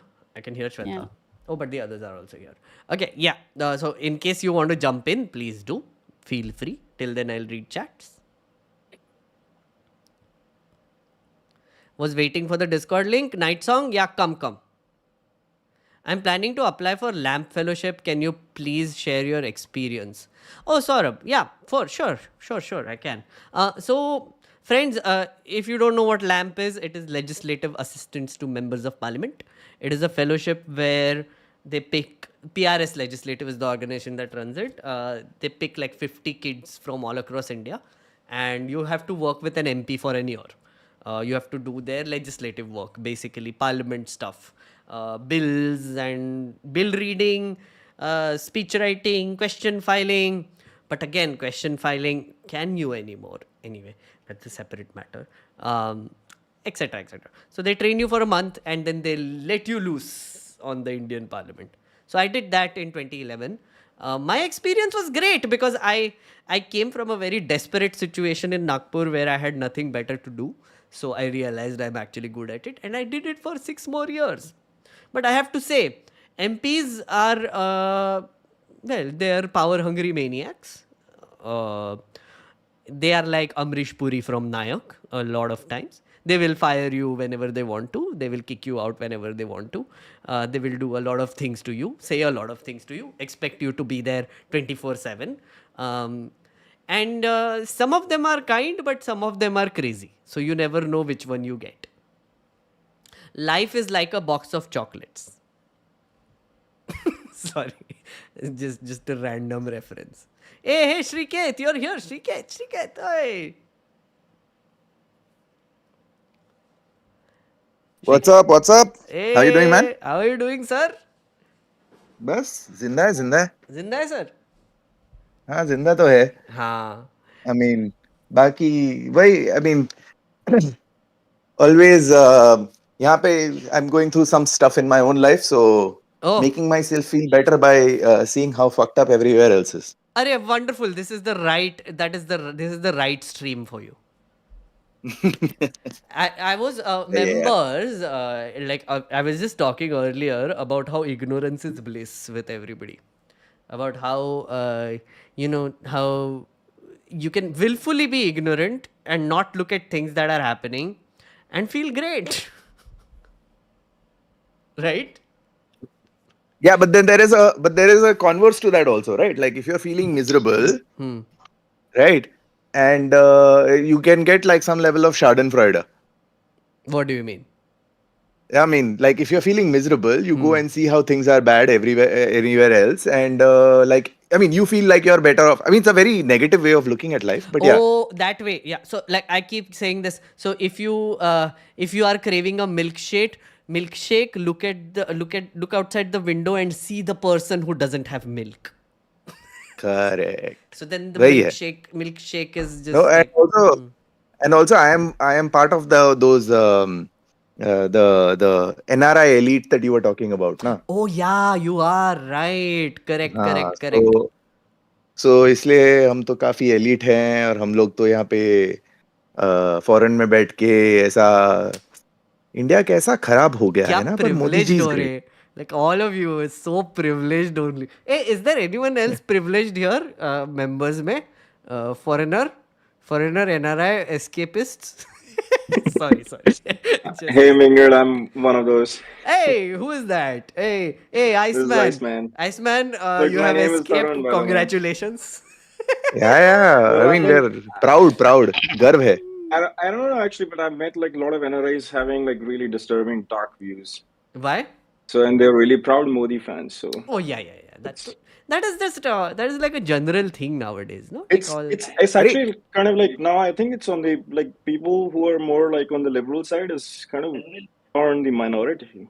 No. People are I usually into disagree. that, yeah. I disagree, Iceman, because we are not in the minority. We just don't speak much nowadays.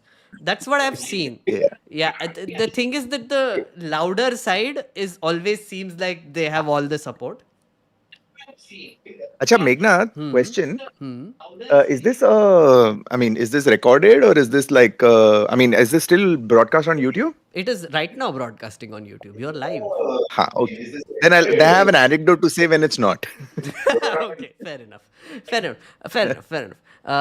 But yeah, hey, members, thank you so much, friends. Manikanta and Pavni Perry, come join. Come.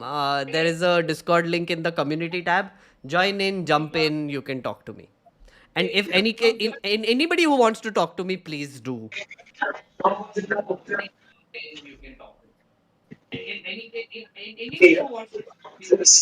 Uh, Acha, Okay, Meghnad, people you've who are now listening completely to full-time both moved to YouTube this, right? and Now? what? Sorry, someone else was talking about something. I don't want to interrupt. Go ahead. Yeah, Shweta? no, I was saying that somebody's listening to Meghnad's channel on YouTube. So either you mute that or you mute Discord. Oh, Yeah, I they will think have to. that's So, members, if can you just mute your mics on Discord when you're not talking? Manisha and I think Manisha is the one who is, I think. Can I mute you, friend, right Can you now? mute them, I'll mute Meghnad? them right now. Yeah, I've just muted Manisha for a bit. Manisha, I'll put you on again in a bit. Yeah. Acha, Meghnad, I was asking is if you have now moved. Now this is where you're going to be at, right? Moved full time to you YouTubing. being YouTuber. Yes, sir. This is my channel. This is meghnud. Welcome. Well, I've been here for a long time, man. I was one of your first members, but no, I mean, just for reference, everyone. I mean, I know Meghnerd from our clubhouse days, actually. Wow, Yes, correct. that was a flash in the pan, Right. and So, friends, and for people who don't know Shriket used to be a part of this wonderful podcast called Simplified, which is a bunch of uncles nerding out and talking about nerdy things, uh, thanks, man. which was very fun to listen to. I mean, the nerding out is not a problem. I mean, but yeah, I should like, embrace my unclehood at this point. Exactly. What is this, Shriket? Like, don't you see when like a ball comes towards you, a cricket ball, you're like, Uncle, ball feko na. Never happened to you. Has happened to me No, the multiple thing is, times now. the thing is, I left India before anyone could call me uncle over there. So अभी तक मेरे को uncle बुलाया नहीं किसी ने. But I So still yeah, don't get called auntie. So y'all both are younger. So y'all are fine. Fair enough. But then it also depends on your looks, I guess. How you look and how old you look. Someone on YouTube called me uncle the other day. Like, uncle, well can you done. please cover this? And I'm like, boss, matlab, extreme. Aman is asking how old I am. I am right now 34, I think. Yeah, 34. Yes. Correct. I just turned 34, yes. So you are also now distinctly in uncle phase. Yes, absolutely. That's pretty much it. Next year, actually, वो है ना. See, the thing is, how I determine it is based on those forms में होता है ना. They ask 18 to 23, 18 to 24, 24 to 35, हाँ, and then आगे होता है ना. हाँ. So that 24 or otherwise 18 to 34. हाँ. So yeah, once you are out of that, then you are uncle. Yeah. Sorry, someone else was speaking. Someone else is trying to Oh, talk. yeah, I was Samya. just trying. Yeah, I wanted to check whether I was audible or not. Yes, hi Soumya. How are you doing? Hi, fine. I'm fine. You were talking about ages, no? I yeah. would be probably the youngest because I am 18. Okay, fair enough. Welcome, Soumya. Welcome. And do you have anything to say? Like being a young person on this channel? No. Fair enough. I mean, this is the funny thing, na, Meghnad. I mean, with the, I mean, when she said 18, I was just thinking about it. Kya you can vote now and all. But I mean, the one thing is I'm in Canada, and here when you talk about, I mean, obviously every single Indian immigrant I meet over here is working towards first becoming a permanent resident and then becoming a citizen eventually, right? Yeah. And the thing is, when you talk about so when you become a Canadian citizen, what do you lose? The only real tangible thing that you lose is because when you become a citizen, you become an OCI of India. Yes. You can live and work in India for as long as you want. You don't lose any of those rights. The only tangible thing you lose is the right to vote. And to this date, I haven't even met one person who is not, forget who is contemplating or bothered by that. I have not met one person who is not amused by the fact that they would miss losing their right to vote. I mean, like, what is So the point of voting even, Shrikit, right? I mean, I get so many of these questions. I am on that side. I Yes, am on see, that side. Soumya is What's on the that point? side. Ki, what is the point? What will one vote do? I am writing an entire book on this, friends, which I am lagging behind. But Yeah. But existential for questions. yeah, but my objective of bringing that up was that you would be like this optimistic voice who would stand up and say, "No, this is why you need to vote, Arey, and I am an wo election optimistic commission person," is and all that. already doing. No, why should I also add to the fun? No, but so Bharadwaj is saying glad to find some NRIs who aren't hyperbucks. You are an endangered species. But yeah, Hey. but so just Soumya's thing, like why do you vote? It is a exercise in absurdity, my friend. Absurdity. Uh, that you've heard the story of Sisyphus, right? Which is this fellow who got punished by God to roll up a rock all the way to the mountain only to see it roll back again. Then he had to go back down and do it again and then again and then again and again. So that is a exercise in absurdity, as we call it, right? So absurdity doesn't. So absurdity means that after a point of you doing it again and again and again, you sort of go into this state where you are A, having an existential crisis, but B, also you are at peace because you have accepted that this is what you must do. And you don't find any reason anymore, you just enjoy it. So But voting, my thing yeah. is, but my problem is not whether I should vote or not. My problem is that I have to do research before voting, then because then it is my responsibility to vote for the right person. Again, see, there is no right or wrong per se, because Soumya said here's the thing. So I feel like even if you do like basic googling 10 minutes before you vote, you have done more than 99% of the people who go to vote. So don't put too much pressure on yourself. I think your first vote should be an experience which you should enjoy, because the feeling of participating in democracy, that because all throughout, that is what is the definition of participating in democracy, right? That, oh, you get to vote, oh, voting is how you participate in democracy. That's not the only way, but at the same time, when you experience it, you feel great because everyone around you is feeling great. And as someone said, you must imagine Sisyphus as happy. It's true. Sisyphus, if you imagine Sisyphus as sad, who is doing this absurd exercise, it's not doing anyone any good. So you imagine Sisyphus as happy. So whenever you go to vote, everybody's Sisyphus, everybody's excited, everybody's like let me give my contribution to democracy. That is the feeling. Yeah, So enjoy yeah. So it. this. So actually, Meghnad, I remember referencing you at one point of time where I was speaking to another similar young person who was going to vote for the first time, and I said that the best thing you can do is one is that when you're going to, and this was they were voting for the I think wait apna general elections ka hi tha, I think it was Hmm. few years ago, yeah. Hmm. So at that, no, it was not general, it was one of the, I'd forget, one of the elections. I just said that just go and I mean, please understand, I just explained that thing which you have done in a very earlier video, which Hmm. was uh, focus. I mean, the amount of footage that you get, that the party leader gets versus the person that you're actually voting for, Hmm. right? And so just, I mean, while you're doing your research, forget doing the research about the party or anything like that. Just do the research on the person that you are exactly voting for.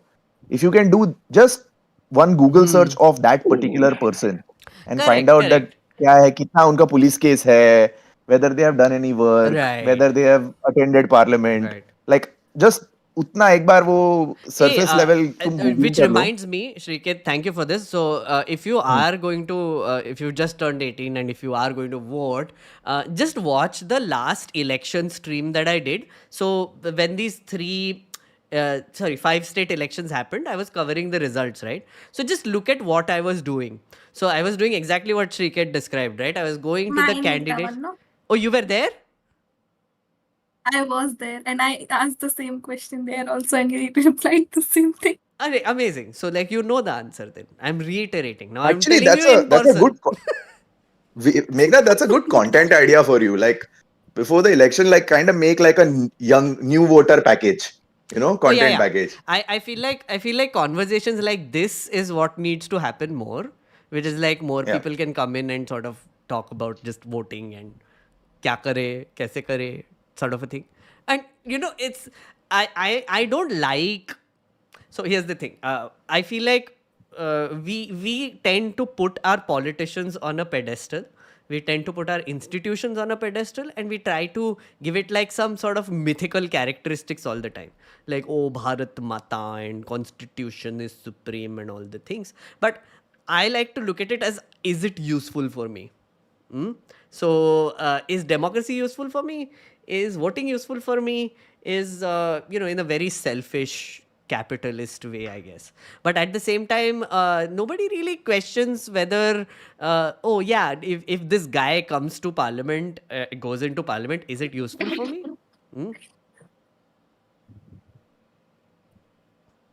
Sorry, there was someone else going to jump in. Rana Deep or Adrian? Someone else. But yeah, feel free to jump in, guys. Don't be shy.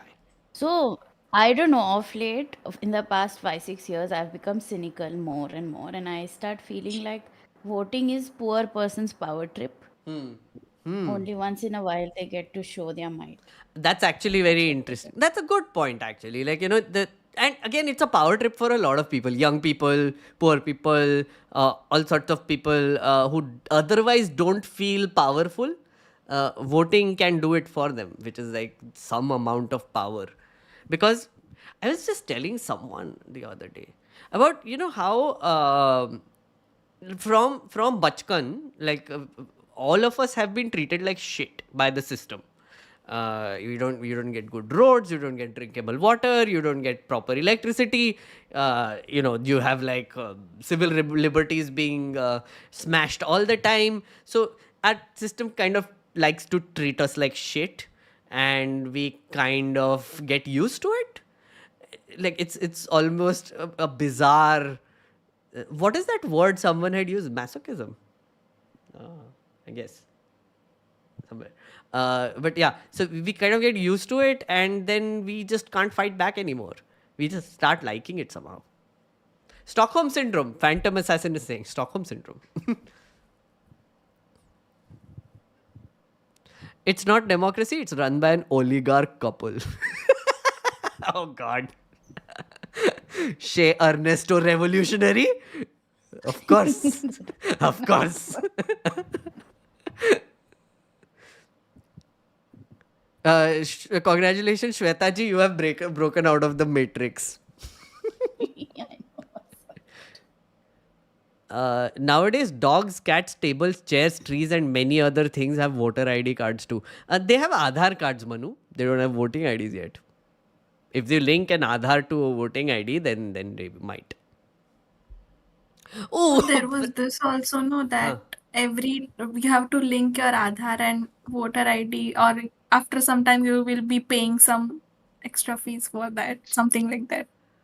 Oh, they have all sorts of these misinformation filled messages, no, like about Digi Yatra and Aadhaar. If you don't link it, your PAN card will be cancelled. If you don't link it, your face will be cancelled, or you will be cancelled, I guess. Like government really likes cancel culture, I realize. Hey, Meghnad, about that. Government is the pioneer of cancel Cancel culture. culture. Who was that? Dude, speaking of which, actually, one more thing which you told me with the Digi Yatra se yaad aaya कि, I mean, I have my India active number still active. Government is the number one source of spam, dude. Oh, absolutely. Like the number of like messages that you get about like, acha, हाँ ये कर लो.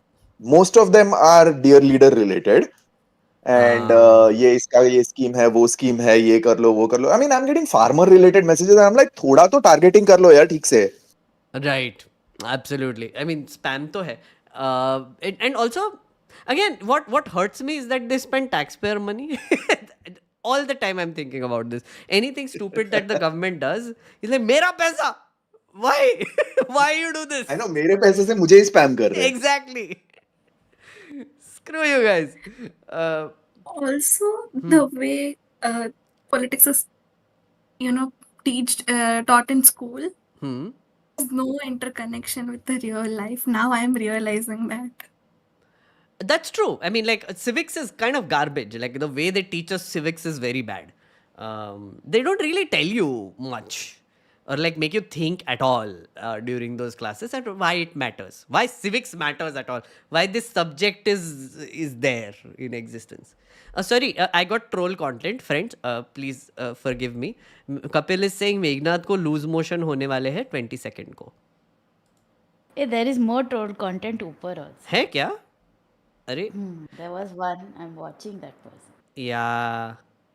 Yeah, Kapil, Meghna, before we, yeah, go ahead, go ahead. wait. Sorry. Let me just talk to Kapil Singh. Kapil Singh, you got attention now. Congratulations. Ram Mandir आने वाला है, I know, and you find it really funny that that Ram Mandir is going to come and I'm going to cry on this stream or मेरा lose motion हो जाएगा, whatever it is. Wonderful imagination you have. But tell me something, Kapil Singh. Why are you here? Why did you do this to me? Like, why do you feel like it's a compulsion to say this thing on chat right now? Is there a specific reason? Are you lonely? Are you sad? Are you feeling like you do not belong anywhere? Or are you just like, अरे चलो मजे करके आते हैं, इस आदमी को बोल के आते हैं? What are you getting out of it, friend? Be selfish and tell me.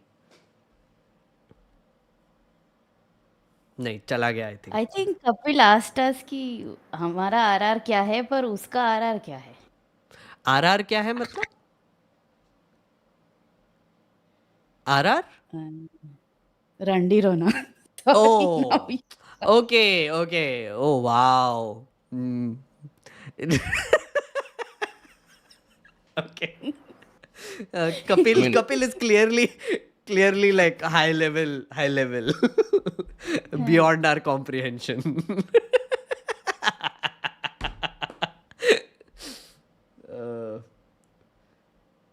Soumya is asking, Meghnad, you will make that person have an existential question. Correct. So, if any troll comes here, I will throw you into this spiral of existential crisis.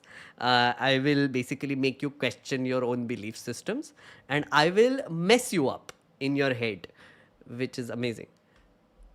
Okay, sir, sorry. Arey, Kapil, kya race? Itna jaldi. It's okay. Say, Kapil said sorry, guys. It's okay. Kapil sir, if you have anything nice to say or if you have anything valuable to add to the conversation, please go ahead. You're more than welcome here. You are as welcome as anybody else, okay? And it's very rare to hear sorry these days. So much appreciated, Kapil sir. Much appreciated. Wish the supreme leaders had the guts to say sorry. Supreme leader doesn't have to face me, okay? The day Supreme Leader faces me, I will throw him into an existential crisis.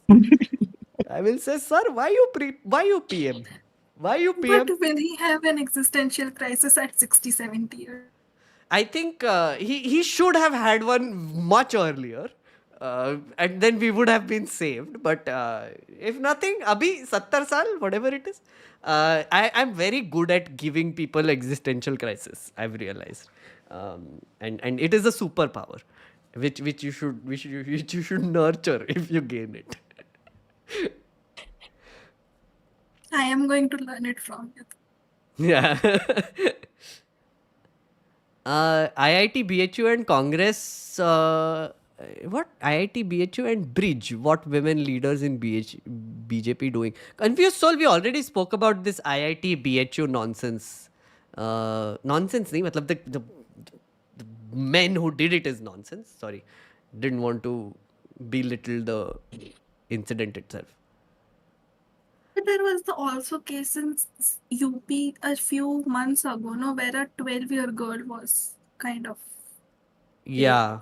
assaulted, no? Like there are so many. I think there was one in Uttarakhand which has also come out, also a BJP functionary.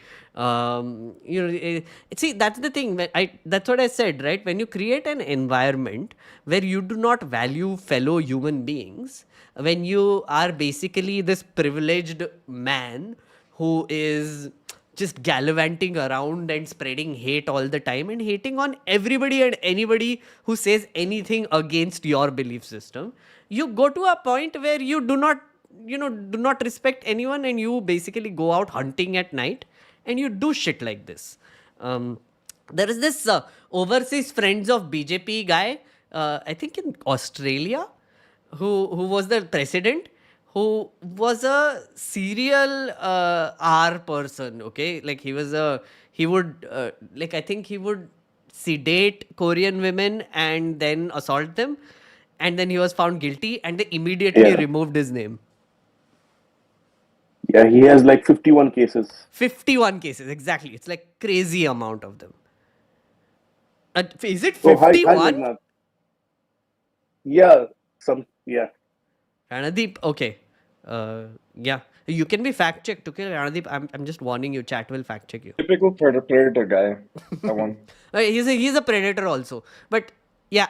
Yeah. See, so the larger point I was trying to make there was, how there's this environment where these people are just exposed to on a regular basis, which kind of turns them into hateful mob. No, and here's the thing: three of them were going around on a bullet and doing it, right? So that's also a thing. It's a I think the community problem is thing. the checks and balances. There's the problem is with the checks and balances. Right now, we just don't have any rudder to like stop these goons to like do these kind of things. Oh, we do. They'll get away with everything. So that's the thing, we do. Like, I mean, the students there proved it, right? BHU students proved it. The thing is that when people want to speak up, they do, right? I mean, and I was so happy that the protest happened, and I was also happy that the woman who this happened to actually went to the police. Like she's the bravest person ever, because she went there and complained. She made the police find them. The students made them find them and then punish them, right? So there is still hope. These are sort of signs that there is a hope. Yeah. But I'm like, on the flip side, we can see Hathras. We can also see the wrestlers debate. Correct. I know what you mean. How those. There are, of course, those turned the out. lynching cases and all those things also that happened. I mean, I'm not saying that everything is perfect, but there are moments like these when you feel like, yeah, there are still good people around. There are still good people who are willing to stand up for what is right. I think that is important. For sure. I think only like last piece of democracy that we've kind of left is like the protest way of, showing that we have mass a protest. democratic system. Yeah, like farmers' protests like worked in favor of the people. The government had to like back down eventually, but like that's the only way. Like the parliament doesn't really function anymore. Yeah, I mean, like we saw what happened with the MPs being thrown out and everything, right? Again, in an ideal democracy, laws should apply equally, all the things that the whole spiel that I was giving earlier. There's a person who is accusing me of something. I'm going to take him. Last live show, I was castigated on the live chat just because I said I do not support the BJP but vote for it. That's the definition of one-sided rhetoric in the mind. I mean, Srijan, fair enough, man. You can exercise your own right. Yeah, it's fine. And again, what do you think, members? Like, is this a right way to look at it? I mean, right and wrong nahi karte. Like, I don't think we should do right and wrong. But at the same time, I kind of understand where he's coming from also.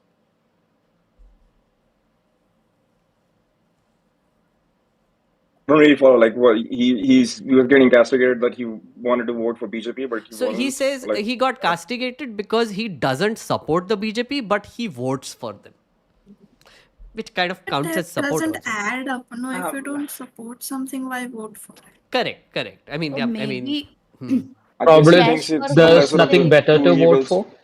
Yeah. Oh, lesser evil. Yeah, something like that. I get Which that is a also lot. Like from absurd. cash Clearly, for it's vote not the to lesser lesser evil, evil right? to nota not working. Could be anything. I Yeah, but mean, None I of get the that a lot, like with people too. You know, like when they say, "Oh, we only vote for vote BJP because there is no other alternative." But I think they're just not aware most of the time, or they just disregard like other shitty things they're doing. So yeah. but in a way, I kind of appreciate it also that even if he's voting for them, he still does not support. So when he says he doesn't support them, I'm thinking in a way that he still questions them and what they do. I'm looking at it that Fair way, I enough. guess. So I mean, that needs to be appreciated, because if more BJP supporters would question their own government, I think we would be in a much better place, right? So, like, once you go to vote, you vote them in power, they come to power. But the moment they come to power, you stop kind of supporting them, quote unquote, but you start questioning them. And which is, I think, a legit thing to do. So if your favorite party is in power, I think you have the first right to also question them. Yes, we do, and we love the country and not the parties. That we have to understand that. Precisely. As a That's citizen. actually a good way to put it, right? You know, you're like, because you are thinking about the country at large, and this party is just there to sort of develop the country at large, then you basically better question them if they're not doing it, and which is a legit thing to do. But As long Vikas as you're तो not पागल हो गया ना last year he. Sorry, one at a time.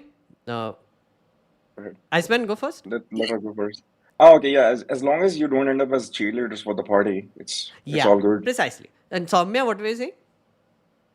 I was saying आप development की बात कर रहे थे ना. That's like विकास तो कब का पागल हो गया, like 4 years ago, I guess. They stopped saying that, no? Vikas, what was the line? That's why I was saying Sabka that saath, Vikas sabka पागल vikas. हो No, गया. they still use it. There's still Vikas around. Vikas is still They around. keep adding extra, But every उतना year they keep rallies में adding नहीं Oh, दिखता extra है to it. जितना yes, पहले they दिखता था. added more. They said sabka saath, sabka vikas, sabka vishwas, Vishwas, yeah. And Prayas. Prayas. prayas. Yeah. They keep Master adding like Prime Minister ass. Supreme. I don't know what else will come. Yeah. Yeah. At And the I end, think it's it's all moving bakwas. towards Sabka Vinash. Sabka vinash. Yes. Did our friend Srijan Datta... Yeah, Srijan said exactly. I think that's where he was coming from as well. It's okay, Srijan. It's okay. Listen, this is a very free, nerdy space. We can discuss these things. It's fine. I mean, guys, just as just a general thing, let's not like do right and wrong or whatever. Whenever someone is sort of exploring their own political identity or trying to talk about it, or just why they support a party, what is their thinking behind it, I think I do want to create a space where someone can come in and do that, someone like Srijan. So please don't castigate people. You can question them, of course, you can ask them why, but don't like sort of put them down, is all I'm saying.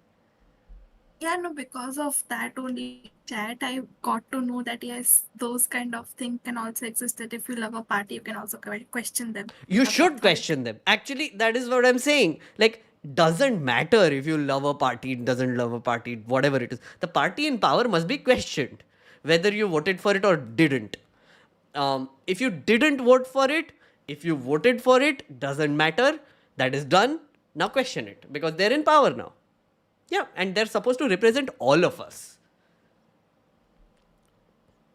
Just a little off topic, but Yeah. don't you think our supreme leader is just the opposite? Like when he has to, enjoy the retirement, he is working.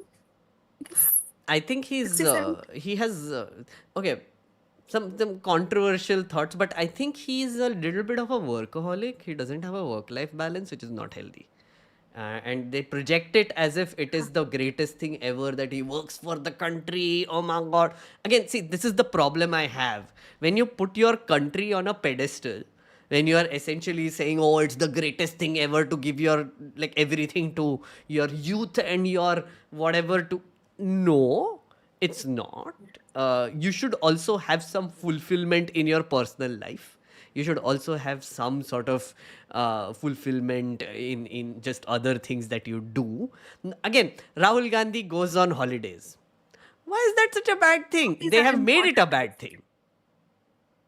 Yeah. And there's also another thing, Meghna, just to add to that point, that what a lot of the ruling party has done is that equating working for the party is working for the country. Yes. Actually. And And also so like equating yourself as the country also, no? Because it goes to that extreme as well. That you are why the not? one. So when you're working for your party, when you're working for yourself, when you're working on building the self-image of the party and the work that you have done is also counted as work for the country. And so then that then becomes massive, and that becomes like, and unfortunately I feel like there's a 90-10 ratio of that. Yeah, and also So it's kind of lonely, right? So I mean, I know this because I've worked with politicians, right? Um, Politicians are extremely lonely people. Like I mean, when you are in a position of leadership, you're sort of always distrusting of people around you in general. So you will have like a few people around you who you will trust, which is your family mostly, or close friends and family, which is very small. The circle is like extremely small. Um, if you don't have that, it's very unhealthy. And I feel like our supreme leader does not have that, or at least इसलिए it तो मन की seems बात की like जरूरत it. है ना. Huh? No, क्योंकि सुप्रीम लीडर ने तो अपना घर त्याग दिया ना, Yeah, त्याग बलिदान दिया. All this त्याग nonsense is unhealthy. Please say this to more people. It is extremely unhealthy. Don't do this, guys. It's okay. Like, I mean, I get it. You love your country. You want to be patriotic. You want to contribute to it. But contribute like 9 to 5. 9 to 5 is Also, great. Weekends off. he's Meghnerd very for healthy. president. He eats bananas. Precisely. No, but seriously, I mean, Goodness. like, I don't understand why they make it a virtue. Like, so, for example, whenever Parliament, right? Parliament functioned abhi last session only. Rajya Sabha functioned till like 11:30. They make it such a freaking virtue, man. I'm like, एक दिन है तुम्हारे पास और just continue next day. No, it's fine. Like, why do you want to like make it into like a freaking virtue? Again, all politicians, Yeah. everybody should get holidays. तुमको भी weekend मिलना चाहिए. Everyone should get a weekend. Chill करो थोड़ा सा No, life. Meghnad, and what point in running the parliament like this afterwards? Sorry, like who was that? Adrian? Yeah. Yeah, go on. What point in running the parliament like this, even if they have another day? Oh, that's true. I mean, but that's the thing, right? Like, you know, ek to they ended the parliament a day before. So the schedule was supposed to go till Friday. Thursday they sat till 11 and they're like, okay, bye. I'm like, why? Why do you need to do this? Next day you Election have. parties. Yeah, Friday they wanted to go home. They wanted to chill. Yeah, true. Yeah, that's. Does it also? Hmm. I just want to sort of come in and like say, does it also have to do with like our obsession with personality cults and hero worship? I think to a large extent, yes, I would say. So here, I mean, when we put like institutions and country on a pedestal, I feel like we put personalities on a bigger pedestal. We do have this tendency to do some hero worship in general. I mean, film stars is one. That's one way of looking at it. But also, there is a angle of authority worshipping here, right? Which is once you sort of have decided that this one person you look up to is an authority, and whatever they say is the truth, then you have basically given up on your own brain. Like, I mean, it's like that person is just telling you what to do and then you just do it. It's like Yeah, that but Arnab rant that Correct. sorry, it's like that Arnab Go ahead, rant that man. goes on all the channels, right? Like वो है ना कि Modi versus who? वो Oh, yeah. चेहरा देखते हैं, leader देखते हैं. Exactly. That kind of stuff, right? Like it's all about like who is that one face and like okay, what do I think of this person on like a personal / gossip level? And that's what's going to determine my vote. And the thing is, the BJP wants exactly that. Absolutely. Agreed. Sorry, there was Iceman who was speaking. Yeah. I was saying like I just don't really get like how people are like okay with like authoritarianism. Most of us are like very free-willing persons, so I feel I like I never get the it's point. a Yeah. habit. I genuinely believe. Okay, Yeah. so what I see is that most of the, I don't know if it's true. Like, this is an anecdotal thing. Chat, you tell me as well if this is true. I've observed this. In my school, I was a shit student, right? And I was not like a failure, but I was also not great. I was like in the Average. in the just passing marks person, right? So I was practically invisible because the teacher paid attention to the failures and the toppers. So I was like somewhere in the ha pass ho gaya types. So all the toppers I noticed, all the people who passed out, they became extremely authority loving people. And all the people who were either failures or b mostly invisible, they became like critical thinkers, because I feel like from a younger age they did not get the sort of the validation from the authority that they were facing. Also, parents have a lot to do with this, right? When parents, when you're raised in a way that you're made to rebel, uh, rebel against your parents, against their rules, etc. I feel like that also builds like an anti-authoritarian streak. And I won't say all people because I was a topper. it's okay. I said anecdotally. It's fine, Soumya. You can say. But at the same time, I think that is changing also a little bit, right? From the 80s, 90s. Also, it also depends on exposure, right? Like on the internet, you have so many more groups and people to hang out with. Like, for example, right now, this hangout session that we are doing, where we are talking about random people talking about being anti-authoritarian, etc. कहाँ होता था? Like, I mean, 5 years ago, 10 years ago, you could not imagine this shit. Can I jump in? Yeah. Bharadwaj here. Yeah. I'm not even sure if most people realize it's oppression at this point. They just feel someone is taking care of it for us. People like to be, thought for and simply think, okay, someone bigger than me, someone smarter than me is making plans for me for the whole country, and they're feeling that comfort in just thinking, okay, someone just like a god figure for a caveman, a prime minister, adarniya prime minister for Yes. Indian citizens. That's the way they're looking at it. They don't even feel that authority or oppression in that sense, as a very small section of people are looking at it in the long run. Yeah. Most of us not only concerned about the things going on in the country right now, but we are thinking about if this is the path we are going on, what would happen in the next 5 years? What would happen in 2026 with delimitation? What would happen in the next 20 years? So I don't think most people even would want to put that. I mean, that's not trying to look down upon them, but rather they're more busy with the day-to-day things, things that actually matter, for their lives. So they just feel that comfort is what I've observed in a lot No, of situations. I agree. Absolutely. I mean, like, of course, like, we are I mean, there's a question of privilege again, where we are privileged Exactly. enough to be talking like this. And also in English. So, I mean, like, just basic privilege.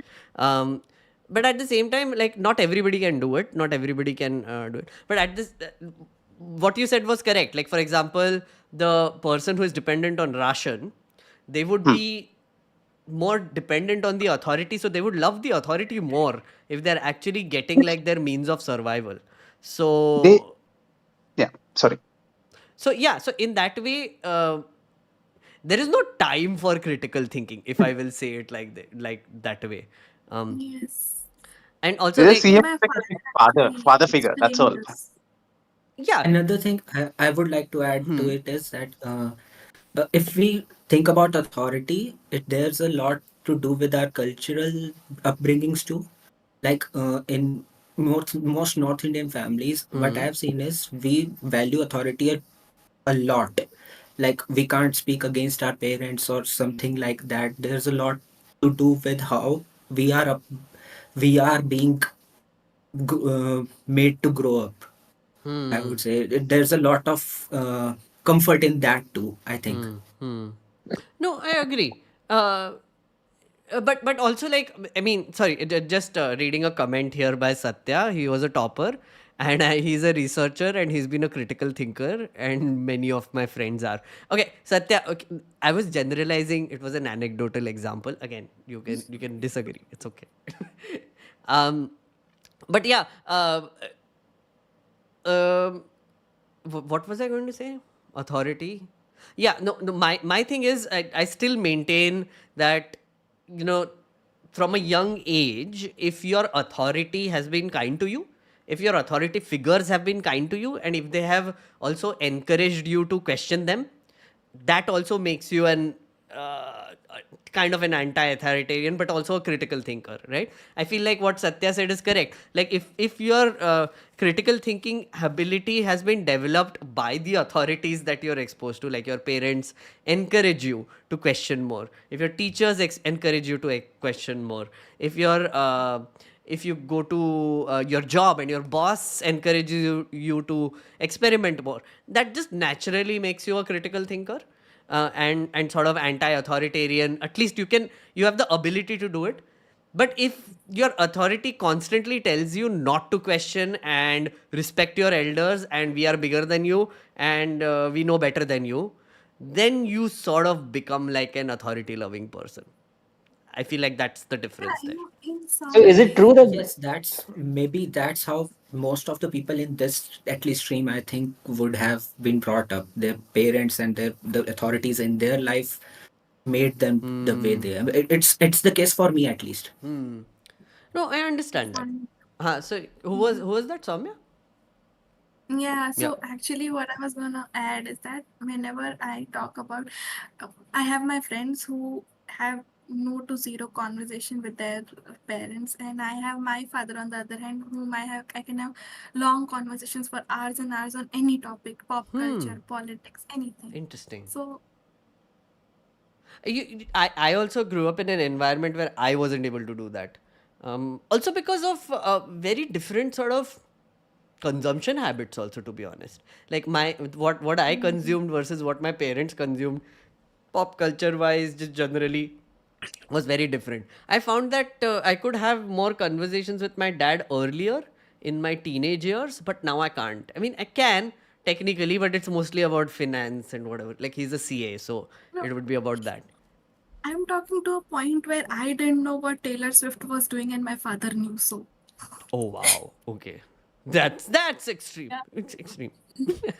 I mean, he read an interview basically where she was talking about her life, and then he told me how he related me with her. So that Fair was what enough. was. Fair enough.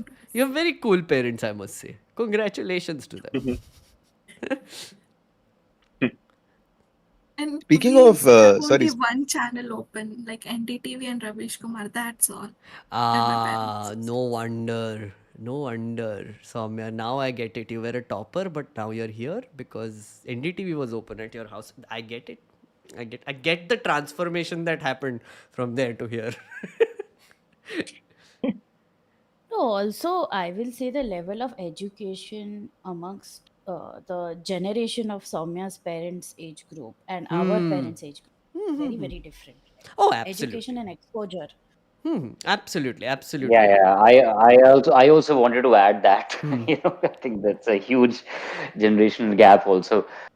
What Yeah. I was saying about exposure, right? Which is like the amount of information that we were exposed to as millennials is nuts. I mean, like the amount of information now someone like Soumya would be exposed to will just, I think, like, naturally, because you have so much information coming at you from so many directions, I feel like your critical thinking abilities would become better, uh, uh, just generally by default. But then I also wonder if it would be true for, like, people like those three idiots in IIT-BHU who clearly became So something idiots else. Meghnats, would the remain algorithms idiots don't help. wherever they go. There is a slippery slope to get into a rabbit hole. Yeah. So Yeah, the there is algorithms information, don't but help. you can just get into that. Algorithms don't help. Agreed. I mean, Yeah, of Yeah. course. But you were saying about the age groups and all. I had the teacher who taught us SS, social studies, politics, and civics, and I could see how distinct the identities of my parent of the same age versus the teacher was, because she was a total bhakt and I hated it because she was a see she was a teacher and she had to be neutral, but no, she wasn't. Yeah, yeah, fair. I mean, sure, but I mean, there are of course complicated reasons for why someone would become anti-authoritarian or not. But I genuinely believe that more people need to be encouraged to be anti-authoritarian or anti-establishment rather. That would be a better way to put it. And I feel like we would become better just as a society if more people Also, were. schools should really teach how to ask questions. Oh, absolutely. And more than ask questions, they should tell you to be more entitled as a citizen. Uh, you should be more entitled, and you should know that the system kind of treats you like shit, and you shouldn't take it.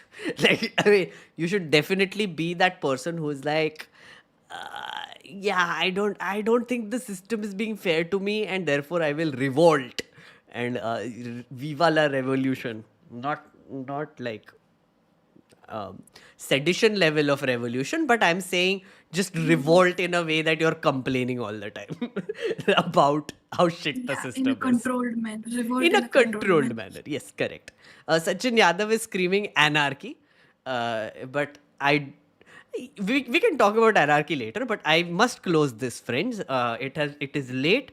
I will go and I have some rava fish which I made, which is waiting for me. So Enjoy your rava fish. yes, Meghnad, yeah, Pranadeep. I wanted to share something new that I experienced like today. Okay. So basically, I was trying to transfer some money from, Hmm. because I live in Canada. Hmm. I was trying to transfer some money back to India for the last 2 weeks, Hmm. and because it was a vacation period, so I was thinking like maybe because of that it was getting cancelled. Hmm. So I was pretty worried, and today I used a different website called Remitly to transfer, Hmm. and they also canceled my transaction. So I got on a call with them, and then I got to know Huh. that there are new guidelines from Indian government to block transactions if the recipient's name has a business or a charity term in it. What? No idea what that means. But your Exactly. name, So does your name have a business or my my charity? my my surname is Mandal. So what I found out, because my surname is Mandal, it Oh, was getting cancelled. right. As soon as I changed it from Mandal to, so I just removed the last letter L, Huh? and it went through. Holy shit. Yeah, I'm Oh, like, what the fuck? wow. It's a That's so shocker. messed What up. the? That's Oh, so messed up. Like you should use the Bengali spelling, no? Mondol. Wonderful. That's the spelling that my parents use, so I can't change. Yeah. I'm gonna share a screenshot Yeah. on On Discord Discord, yeah. about the email that I received. The exact Oh, please do. message, like That's why fun. it was. Yes, It's yes. hilarious. Yes, yes. Please do, please Yeah, do. I I want to searched see for this. it I'm online very now. I interested in digging googled about it. deeper. I Yeah, it didn't get is any interesting. information. Very interesting. Please do, please do. Okay. Okay, I if guys, you are wrapping up, yeah, I'm just wrapping up. But what I'll do is I yeah, do want to increase the frequency of our like hangout sessions and just general streams. So let me just figure that out. So Monday 8 p.m. is the one that had the most, and Saturday 11 a.m. is the one that also had like second. So I'm going to try both over the next few weeks, and let's see. I just want to increase the frequency of live streaming a little bit. So yeah, I will see you very soon. Yeah, we can talk then. yeah, sure. Yep. Lastly, I would like to appreciate your collaboration with Ravish Kumar. It was dream yeah, come man. true Thank for you. me. Thank you. Thank you. I hope Yeah. I hope that was Solid made it moment, yeah. oh yeah, it was very big. I loved it. Also, the fact that I was the first person he invited in his studio ever. I was like, oh my god, and I was so nervous, guys. I was like, holy shit. I That calls I for a treat, man. yeah I actually wanted to ask if you could I please share the information because I want to meet him sometime.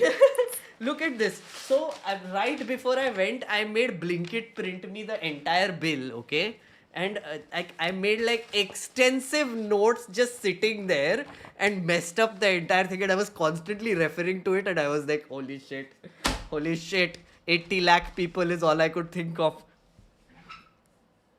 80 lakh people.